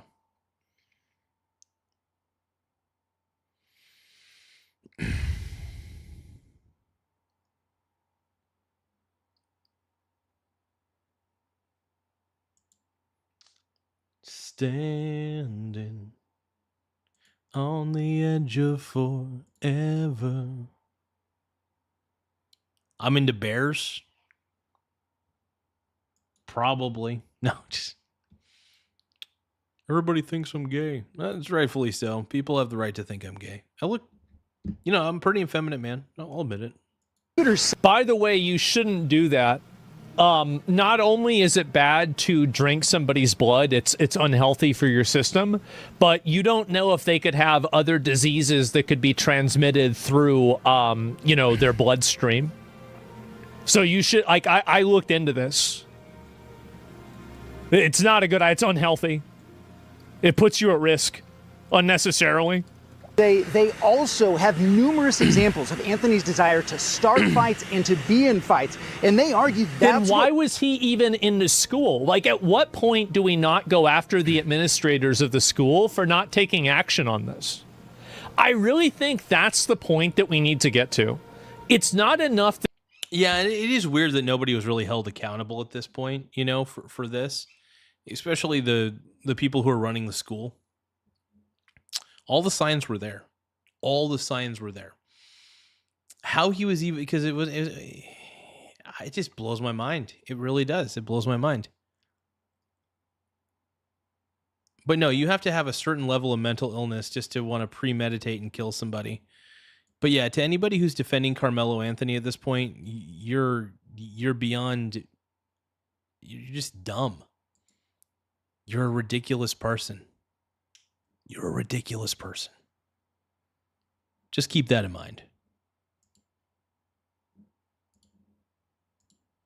Carmelo Anthony's parents, I don't know about that, right? Because I just don't know how involved they are. But the school administrators, if they knew this was happening, why did they allow this to happen? Yeah. He was recommended for expulsion. He went to the track meet to do that day. The reason none of that came out at trial is that the defense and prosecution had what they're describing as a gentleman's agreement, an off-the-record understanding that neither side would go into character evidence, including allegations. At this point, you should go into character evidence because those text messages show exactly the kind of person he is. So those text messages should have absolutely, there should have been no gentleman's agreement. They should have been like, you know what? This is evidence. We're going to put it in the trial because it shows what kind of person he actually was. And we'll let the jury decide from there. Of violence and bullying by Austin Metcalf. Yeah. Instead, both sides would focus on what happened under the tent the day of the stabbing. The defense now argues that Anthony chose not to testify in his own defense because at the last minute of the trial, prosecutors reversed course and told them if Anthony takes the stand, it would violate their agreement and open the door to all of those character issues being brought out. That agreement is a key part of the defense's argument as to why it is that Anthony deserves a new trial. And that's something we're going to continue to hear a lot. Yeah, and if he gets a new trial, you know what needs to happen? Those text messages need to be used in that trial. All evidence at this point needs to be utilized. It matters. Character absolutely matters. Yes, Steven, I agree. Holy crap, man. Seriously, though. It's pretty freaking obvious. This guy was just looking for someone to stab. And like, let's just say that Carmelo was bullied by this guy. Stabbing him's just gonna land you in jail. And it did. Who knows? He might get off scot-free with a fucking retrial and bullshit. This is insane, man. Like I said, if you're still defending Carmelo Anthony, dude, you got mental problems. In my opinion. It's crazy. Lot more about. I agree. As I said, I think they need to retry him and then put him up for capital punishment. The rest of today, 100%. Possibly into tomorrow. And they have to go after the school administrators. Yes. They have to go after them. 100%. If you don't go after the school administrators, 100%. Carmelo Anthony is a cookie. I want to go after the cookie factory. They manufactured this problem. Oh, yeah. If they had done their job, Carmelo Anthony wouldn't have stabbed anybody. Because at the end of the day, keep this in mind. Because he should have been expelled. With all the stuff that he was pulling. Seriously. Woulda, shoulda, coulda. Hindsight's 20/20. But this could have been prevented. He could have been suspended or whatever. Something could have happened. Carmelo Anthony is a minor. He's a kid. And yes, he's crazy. Yes, she should go to jail. Yes, they should. So Mally Mall says, bitch, you got mental problems. You believe in a... Dude, Trump isn't a pedophile. Why do you guys keep saying that Trump is a pedo? Trump is not a pedo. You know who is a pedo? Epstein and a lot of the Democrats that decided to go on that island. Now, by the way, Republicans went on that island too. But Epstein was a huge donor to the Democrat Party. Don't forget that. Don't forget that. So, and you know what? Biden had the files the entire time. Biden knew during his presidency about all this Epstein shit. And he didn't reveal a single page to any of you. Trump at least put shit out there. It was done pretty sloppily, admittedly. Don't get me wrong. Trump's release of the files is a little sketchy, but he still released them. Biden did not. So there's that. I don't know. I'm not necessarily defending Trump on this one. Because I do think Trump's handling of the Epstein files was pretty sketch.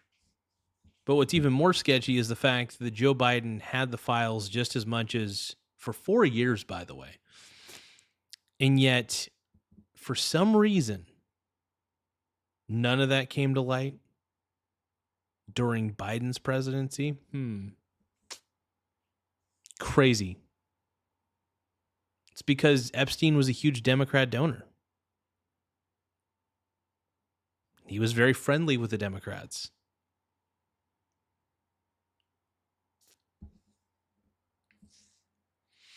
Either way. They should execute him, and yes, it should be public. All of these things are true. Mally Mall, you speaking in caps locks is not going to make me believe that you're right. It just means that I think you're a Karen and you're a loser. However, he is just a kid. They had a responsibility. Mm-hmm. They have a responsibility to take care of these kids and to prevent them because he ruined his own life. He destroyed his own life because the administrators in the school were not able to identify that he had problems. He destroyed his own. And it sounded like it was pretty obvious he did, but they never did anything about it. That's the biggest problem. You know, sometimes inaction can be the worst thing.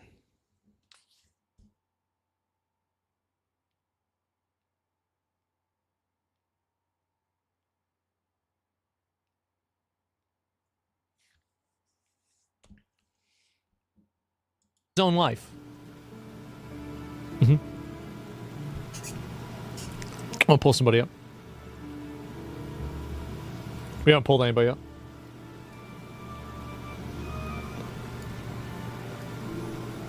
Hey, Misery, way to peak. Mischief does not get you views. What are you unhappy about that I'm saying here? You're getting pulled up. We haven't pulled anybody up today at all. You're the first person.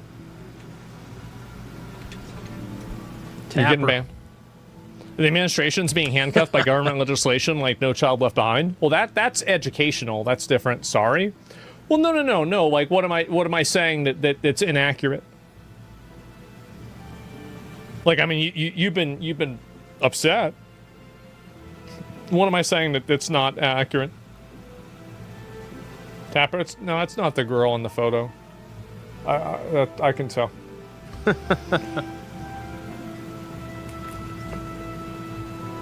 Nothing inaccurate? Okay, so then why are you saying it?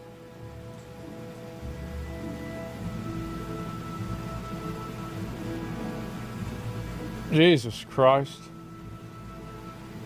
Jesus, what a weirdo. Nothing, bored, sorry, it won't happen again? What the fuck?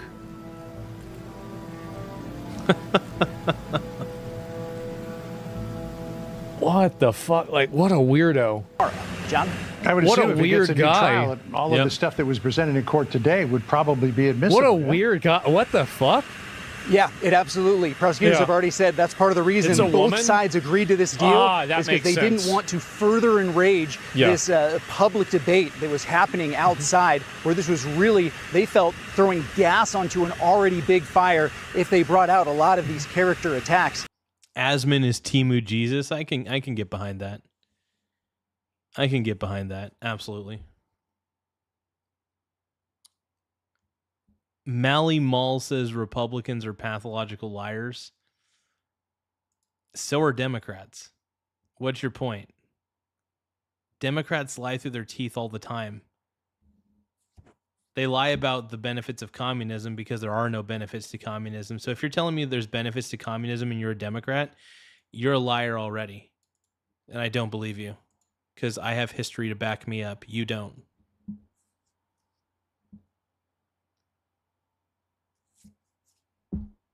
Hey, all I got to say to you, man, all I got to say to you, Mally Mall, is Vance 2028 or Rubio 2028.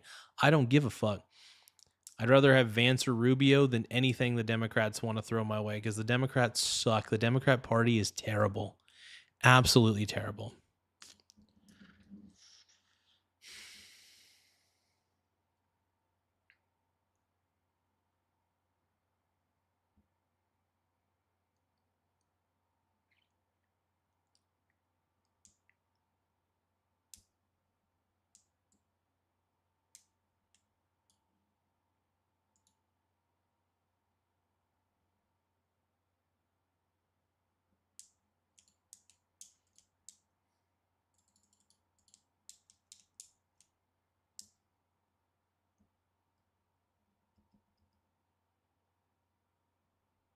Free healthcare. I mean, like, look, here's the thing. I just think make health insurance illegal, and then you basically force hospitals to have normal pricing. Because then what'll happen is nobody's going to pay their medical bills. Of course, going forward to the next trial, that agreement would not be. And that would be the goal, because it would force hospitals to lower down their rates to reasonable levels. Getting rid of health insurance would actually solve a lot of problems. Making health insurance actually illegal would solve so many problems. In place, and all of this would be fair game. Prosecutors have said they would have brought all of this up if it weren't for that agreement. Well, it's all out there now. Garrett Tenney for us in McKinney. Thanks, Garrett. That's amazing. She has postpartum depression. Oh, yeah, that's true. Yeah, maybe Carmelo Anthony had postpartum depression, and that's the reason why he did that. B. Carmelo, yeah, this is just nuts, man. And, yeah, all this stuff, good knife and backpack. I'm not going to go through all this. I think that we all know about it. And this is James Talarico. This guy is running for Senate here. Oh, Talafrico. This guy's creepy. In Texas. This guy legitimately creeps me out, dude. Might win. I feel like it's unlikely that he wins, but you know, the guy he's running against is also kind of a piece of shit, so it really kind of depends. People don't like Ken Paxton either. This could be a situation. Yeah, I'm not a big Ken Paxton fan either, but whatever. Kind of like what the fuck's his name? That retard from Canada. Who's the retard from Canada? Trudeau, probably. Justin Trudeau. Where, like, Justin Trudeau was also a dumb piece of shit, but... Oh, yeah, Justin Trudeau is an idiot, dude. I feel bad for Canada. I feel bad for my boy Tim Smith for having to deal with Trudeau all those years. I'm sorry, Tim. Sorry I didn't elect Justin Trudeau, but on behalf of Canadians, or on behalf of all of America, we're sorry that you had to deal with Justin Trudeau. Even though we had hopefully we had nothing to do with electing him. But he wasn't the guy that was besides him. Ken Paxton's the other guy he's running against. From Texas, we see what happened with Carmelo Anthony, and you said it was a tragedy. Yeah. What did you mean by that? Well, I've done a lot of work in the State House on justice reform, and right now we've got a system that doesn't serve all Americans equally, and we know that black Texans have not gotten the justice they deserve. Are you serious? Dude, Carmelo Anthony, if you look at those text messages, sorry, it was premeditated murder. That's all there is to it. And when the retrial happens, he'll probably get more time in jail. You want to know why? Because those text messages are pretty damning. In many cases. And, you know, I'm not an expert on this particular case, but I know that there were no black members of the jury. Here's the thing. What if those members were intentionally biased and they admitted their biases? If they admit their biases, then they're going to get kicked off the jury. So if all of them are saying, I'm going to side with that guy because he looks like me, then the people who are selecting the jury are like, no, you shouldn't be on the jury. Nope. And to me, that's the only evidence you need to... I honestly, even if you guys do impeachment in the House, it's not going to pass through the Senate. There's not going to be enough votes to impeach Trump. So, you know, it's so funny. The American people voted for Trump again, whether you like it or not. Sorry. Not sorry. Not sorry. To really prove that this system is not working for black Texans. Man. Yeah, it's working the way it should, to be quite honest. It's working the way it should. And the evidence was pretty freaking damning. It's amazing to see our country reduced down to tribal warfare and racial feuds. Warfare. Yes. It's really crazy for me to see this. It's freaking wild, in fact. Crazy, in fact. Wow.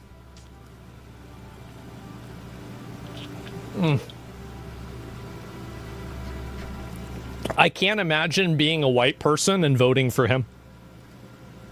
Just straight up. This is a person that's basically saying that it's like a miscarriage of justice that this person got stabbed and, the person that stabbed them went to jail, right? So Angel Lloyd says Google has a whole list of Obama people that were on Epstein's plane. It doesn't surprise me because Jeffrey Epstein was a huge donor to the Democrat Party. That's not fake news. That's like real as shit. Well, look it up. Mally Mall says the scumbag sitting here. That's funny. I'd never vote. Yeah. I'm just going to call Mally Mall Mr. Sal because it's clearly Sal. It's Sal basically. It's Sal typing in caps locks, I'm assuming. I just assume anybody who's typing in all caps locks is Sal. That's my assumption. That is my assumption. As I really don't think any white person should ever vote for a Democrat for any reason, period. It's just such a huge fucking mistake. But I love this clip. Oh, yeah, the Democrat Party's become super racist. Super racist against white people. And in my opinion, super racist against minorities because the Democrat Party has the bigotry of low expectations.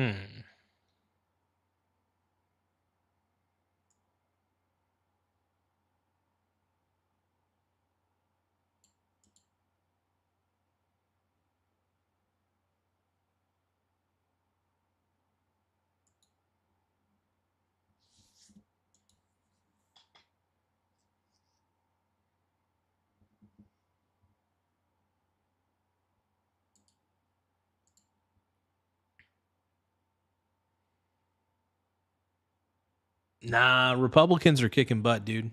Republicans are kicking butt, bro. Clip, it'll bury him. Oh, I think that more, yeah, especially now, right? And yeah, it looks very, very, very bad. Let me see if I can find the other posts. I'll look at some of the things on Reddit too. I've kind of missed out on that because it's been kind of a while. Identity politics will be the death of the United States of America. Well, I don't think that the problem is that America was founded on very different principles, and we've universalized those principles to a degree that they fundamentally don't work anymore. And I think that's the big issue. I mean, Asman's right, dude. I think he's right, at least. That's my opinion.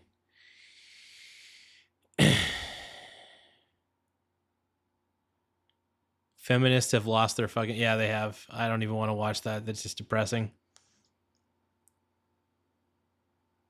Living off dividends is not as hard as you think. I agree with that because, honestly, fuck, I love my dividend income, man. Dividend income is the best.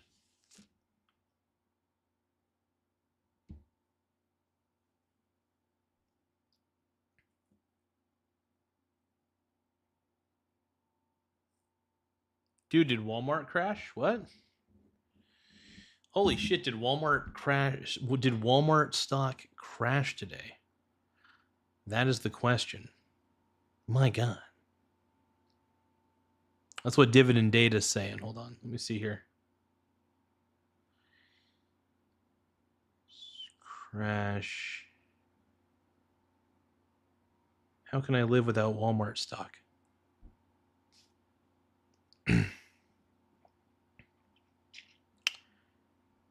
So Walmart's down to $103. Oh wow, Walmart in the last week, they were up they're at $114.83 a share. Now they're at $103.97. What happened?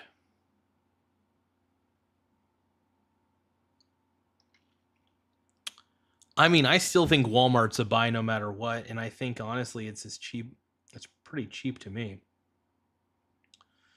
What's their current dividend yield? Small Wiener Gang. I mean, they do grow. Hey, thank you so much, Tune Master 420. Thank you for subscribing to the channel. Really appreciate it. Thank you, my brony bro. So I'm looking at Walmart stock, and it's pretty affordable. As far, well, price over earnings, it's 37 times price over earnings.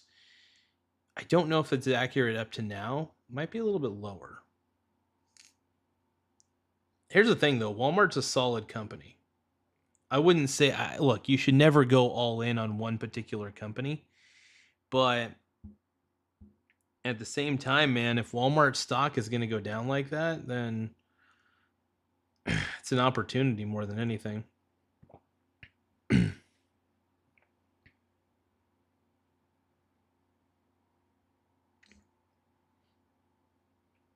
I freaking love Walmart, though, dude. Walmart's a great company. Freaking A, man. Like, it's amazing. I don't know. I think 37 times price over earnings. I mean, here's the thing. Walmart's a huge giant in retail. So buying Walmart on the dip is not necessarily the worst thing in the world. Look, I think Walmart's still a solid company. It's not going anywhere. So I would be shocked if Walmart went anywhere, but not financial advice, not financial advice at all. Yeah. Hell, actually, I'll probably end up buying, because I have exposure to Walmart through the various ETFs that I own, but I actually don't own any Walmart stock individually, just through the funds that I own. And which is great. I want the exposure no matter what, but it's like, sometimes it's nice. Sometimes it's really cool just to have at least one share of the company that you could see for yourself. Yeah, I don't know. I see nothing wrong with investing in Walmart. To be honest, I just don't. Really don't. I mean, I'm a staunch investor, though. I'm super diversified. That's the one thing I love about my portfolio. You know, when people try to have a career or a long-term job, it's like your job can fire you at any time. Your portfolio cannot. Granted, your portfolio could fail if it's overly concentrated in specific positions. But if you're significantly diversified, man, you can sleep well at night knowing that you're basically okay. If you have exposure to gold, exposure to silver, exposure to stocks, granted, I think you should have your maximum exposure, in my opinion, should be towards stocks. I like to keep silver and gold as hedges against the dollar, along with holding stocks as hedges against the dollar too.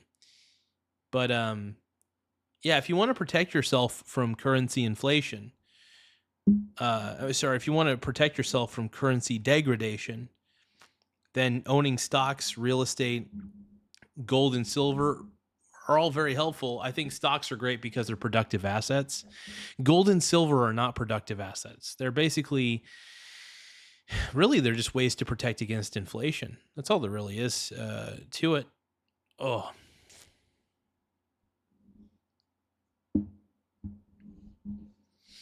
Let's get to it.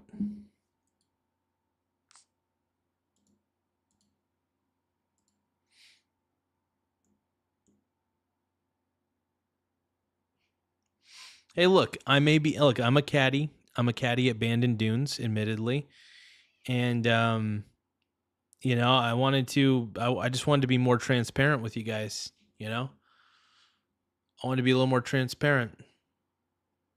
So I figured, I was like, might as well just be like, hey, I'm a caddy at Bandon Dunes. I'm proud of what I do. I'm proud of doing this show.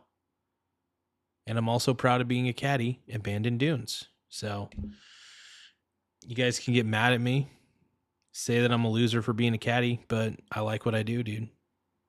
I'm a caddy and they call me daddy, bro. That's all you gotta say.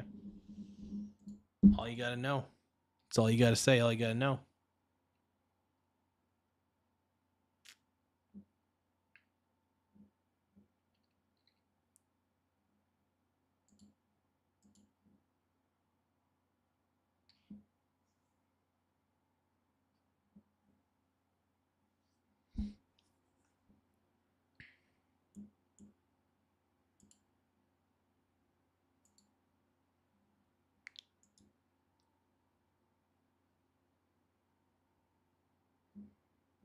Oh, man. Yeah, I'm probably going to hit the hay here in a second.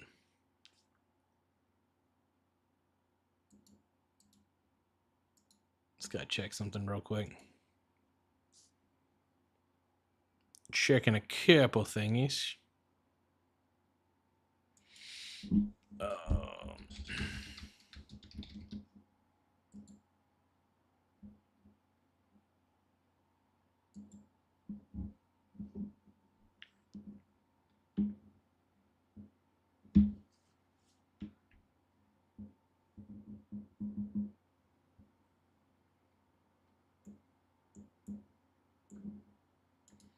The ghost of you and me.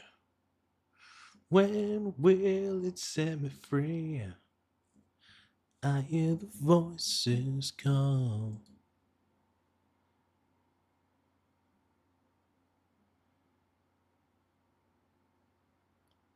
I don't know, man. Look, I think Walmart is technically still expensive even if they're down 10%. I don't know.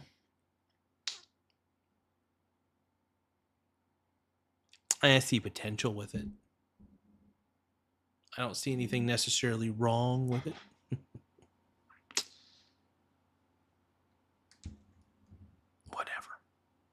Whatever. Oh my God. Let's keep going. Let's keep rolling. Oh my God.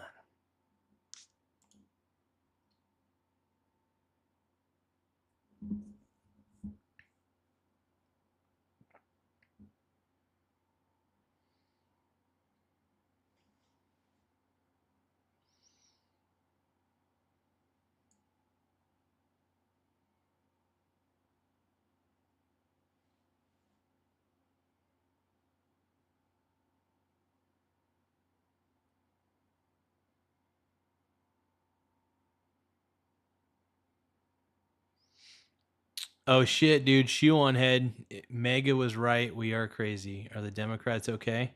So my last video was about woke one, a new phrase coined by leftists and Democrats online that is being used to So wait, woke one. So woke two is supposed to be better?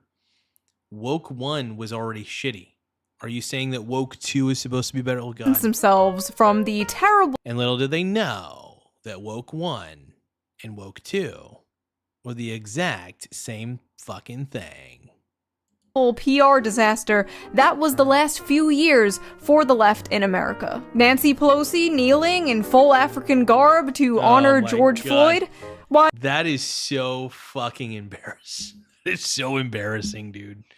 That is so fucking embarrassing. That was just woke one. And how, in my opinion, that was not woke one. And how woke one actually started in like 2012, 2014 with Gamergate, Me Too, Tumblr era feminism, the whole pre-Trump era wokeness before it was even called woke. And I talked about how I don't want them to rewrite history and pretend this all started in like 2020. After uploading that video on woke one, I thought I was free. That I would never have to hear the insufferable, delusional term woke one. God, woke is terrible, dude. The world of woke craft. The world of woke craft. Here you are. Ever again. I thought I could finally move on with my life. Yeah. That's not true. You can't. When it comes to woke, you want to go broke, you got to go woke. When you want to go broke, you got to go woke. That's all I got to say. What do you make of those controversial statements I'm sure you've seen? I mean, she's, the Thanksgiving dust up, abolish prisons, abolish police. Francesca Hong has made clear her present stances to her electorate. Yeah, she's moved away from a lot Right, of that. she's moved away from it. Of course, rhetoric in that time is not rhetoric that we would use today. I have a local city councilman that has this saying, woke one was crazy. Woke one. No, it was woke. Woke is done. Not woke one. Woke is done. Now, as an ex-AOC fangirl, I feel like I am well within my rights to say, If the fact that dude, the first time I ever heard AOC talk, I was like, she's dumb. I was like, dude, look, everybody's dumb at some points. Let's keep going. Not so fast, bitch. I watched these people go from anti-establishment, fighting the man, become the most preachy, buck-broken, neutered HR department. Yeah, it's because communists sell out quicker than I do. All right? Communists are the ultimate sellouts. They only do it for the power, dude. AOC is clearly a communist wannabe. Well, she is a communist. See, the thing about communists is they're all authoritarian deep down. They love eugenics. They believe in depopulation if needed. That's a terrible philosophy. It's awful. It's a scarcity philosophy, which is stupid. But either way, it's whatever. I'm woke. No, I'm just kidding. Karens in real time. I remember when she broke away from the Bernie Sanders campaign after he dared go on Joe Rogan. I watched this all happen, and I held on. I held on for a long time. Many would say too long, in fact. Yeah, no, I knew a long time ago that the Democrats were out of their damn mind. But this clip of AOC talking about woke one really solidified how I've been feeling for the past few years. In this video, I will be responding to AOC trying to walk back woke one in what I can only assume is a desperate attempt to distance herself from the more crazy people in her movement before a future presidential run. Now, while politicians are out here... Do I have Down syndrome? That's the question that Donald J. Plump is asking. I don't know, probably. I mean, maybe it wouldn't shock me. I do look a little funny, I do look a little strange, admittedly. No, absolutely. No, I don't have any eyebrows, really. That probably doesn't help my case. But yeah, I do have that look. A little bit. Quite a bit, to be honest. Quite a bit. Quite a bit. Let's continue. Without further diversion. Here trying to dodge accountability for things that they've said and done. The rest of us are out here figuring out how the f we're gonna afford anything. People are getting squeezed from every direction. Rent costs too much, groceries cost too much, everything costs too much. At this point, I'm scared to open my wallet because I know it's gonna be empty. Actually, that's not true. It's full of shit. Just random gift cards from 2011 that I've never used. I don't even know what half this stuff is. But thankfully, basically, I just invest and I try not to consume at this point. And my investments just kind of, they grow. They grow over time, and I get dividend increases and stuff like that. So my goal is really just to own the means of production. I own a lot of different exchange-traded funds that expose me to things like technology and stuff like that, technology companies. I own a lot of private equity too, which is huge because in the world of AI, I think AI is going to improve a lot of smaller companies. And a lot of those companies that I've invested in through my private equity exposure, technically, or public equity, anyway, it's BDCs, business development companies that invest in private companies, that sort of thing. And if you invest in the BDC, you get exposure to the private company. But that exposure could be huge, really huge, because not only do BDCs loan to these smaller private companies, they also invest in these companies. So it's huge. So if the companies do really, really, really well and they IPO, the BDC that you own, man, can also blossom and you can get some fat paydays, dude. Sometimes you get some fat paydays. So I love BDCs. It's a great way to get exposure to private equity.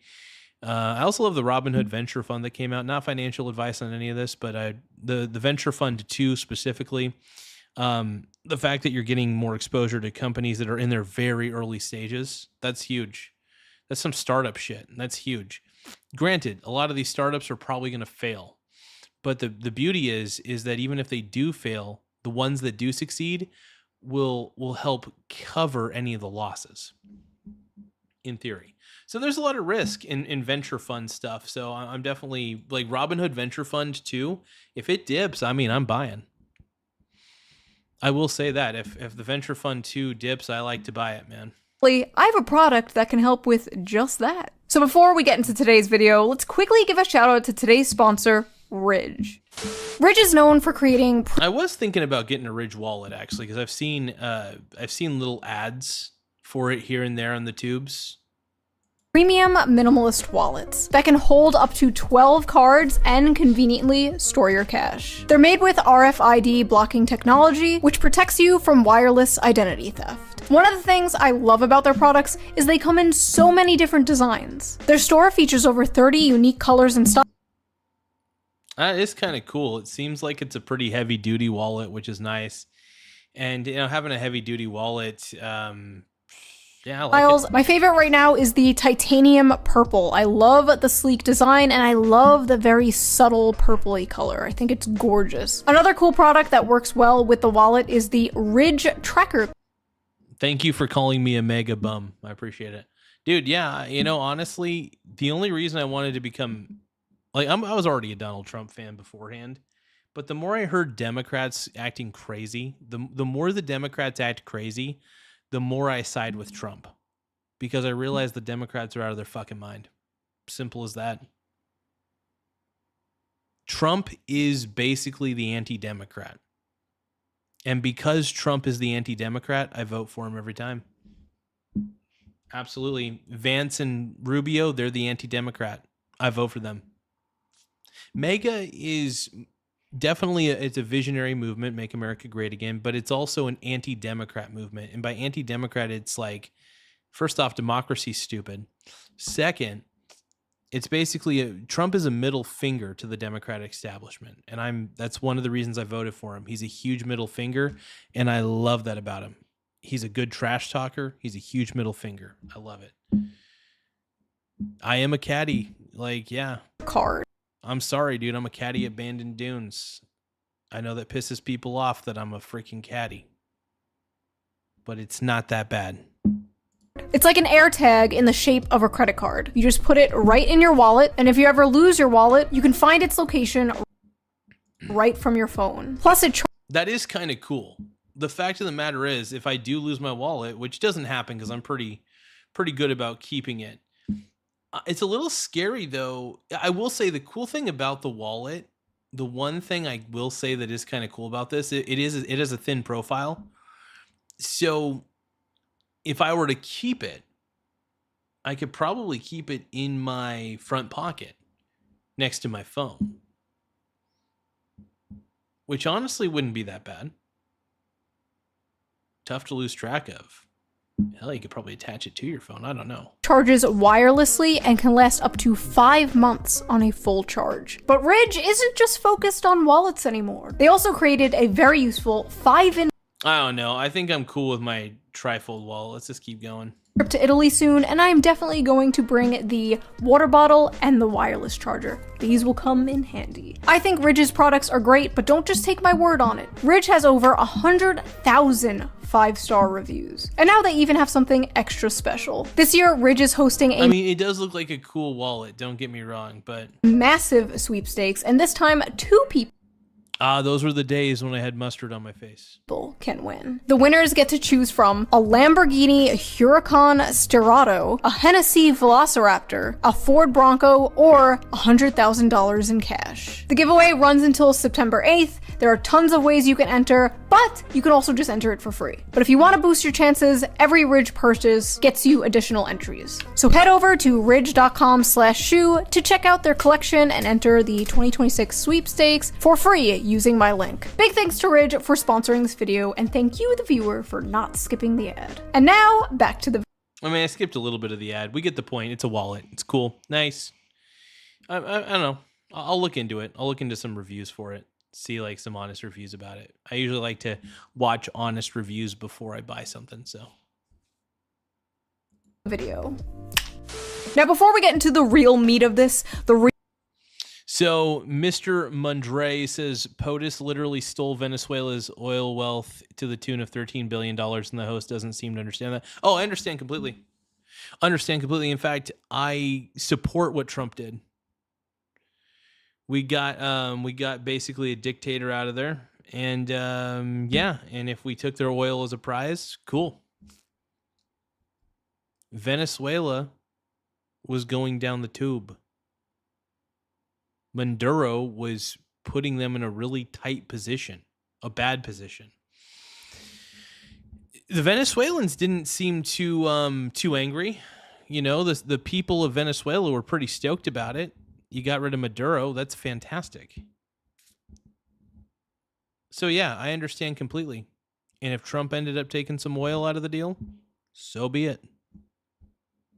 He got rid of a dictator. Sounds worth it to me. Real juicy, the real... This is the politician AOC and the interviewer are talking about. Francesca Hong is a progressive DSA candidate who recently lost her primary. Francesca Hong has a few interesting tweets from 2020. Who among us does not? But most notably, one about wanting to cancel Thanksgiving. Cancel Thanksgiving. Should have done this in 1621. If it takes a worldwide pandemic for us to realize we should stop celebrating colonialism and the original super spreader event that killed indigenous folk. Oh God, it's just, I don't know. I can't listen to the Democrats. Just piss me off because they're so dumb.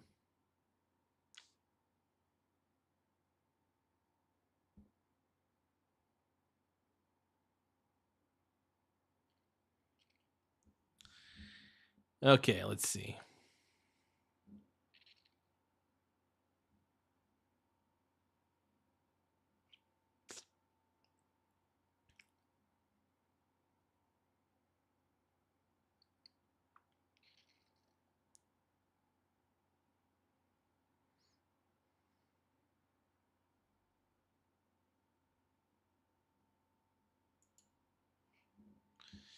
All right, well, to be honest, I'm a little bit tired. I'll catch you guys later. Don't forget to subscribe to the channel. Tap the subscribe button in the upper right-hand corner. The more likes we get, the better. It obviously helps in more ways than one.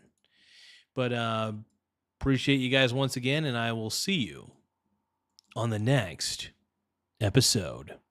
Later, everybody.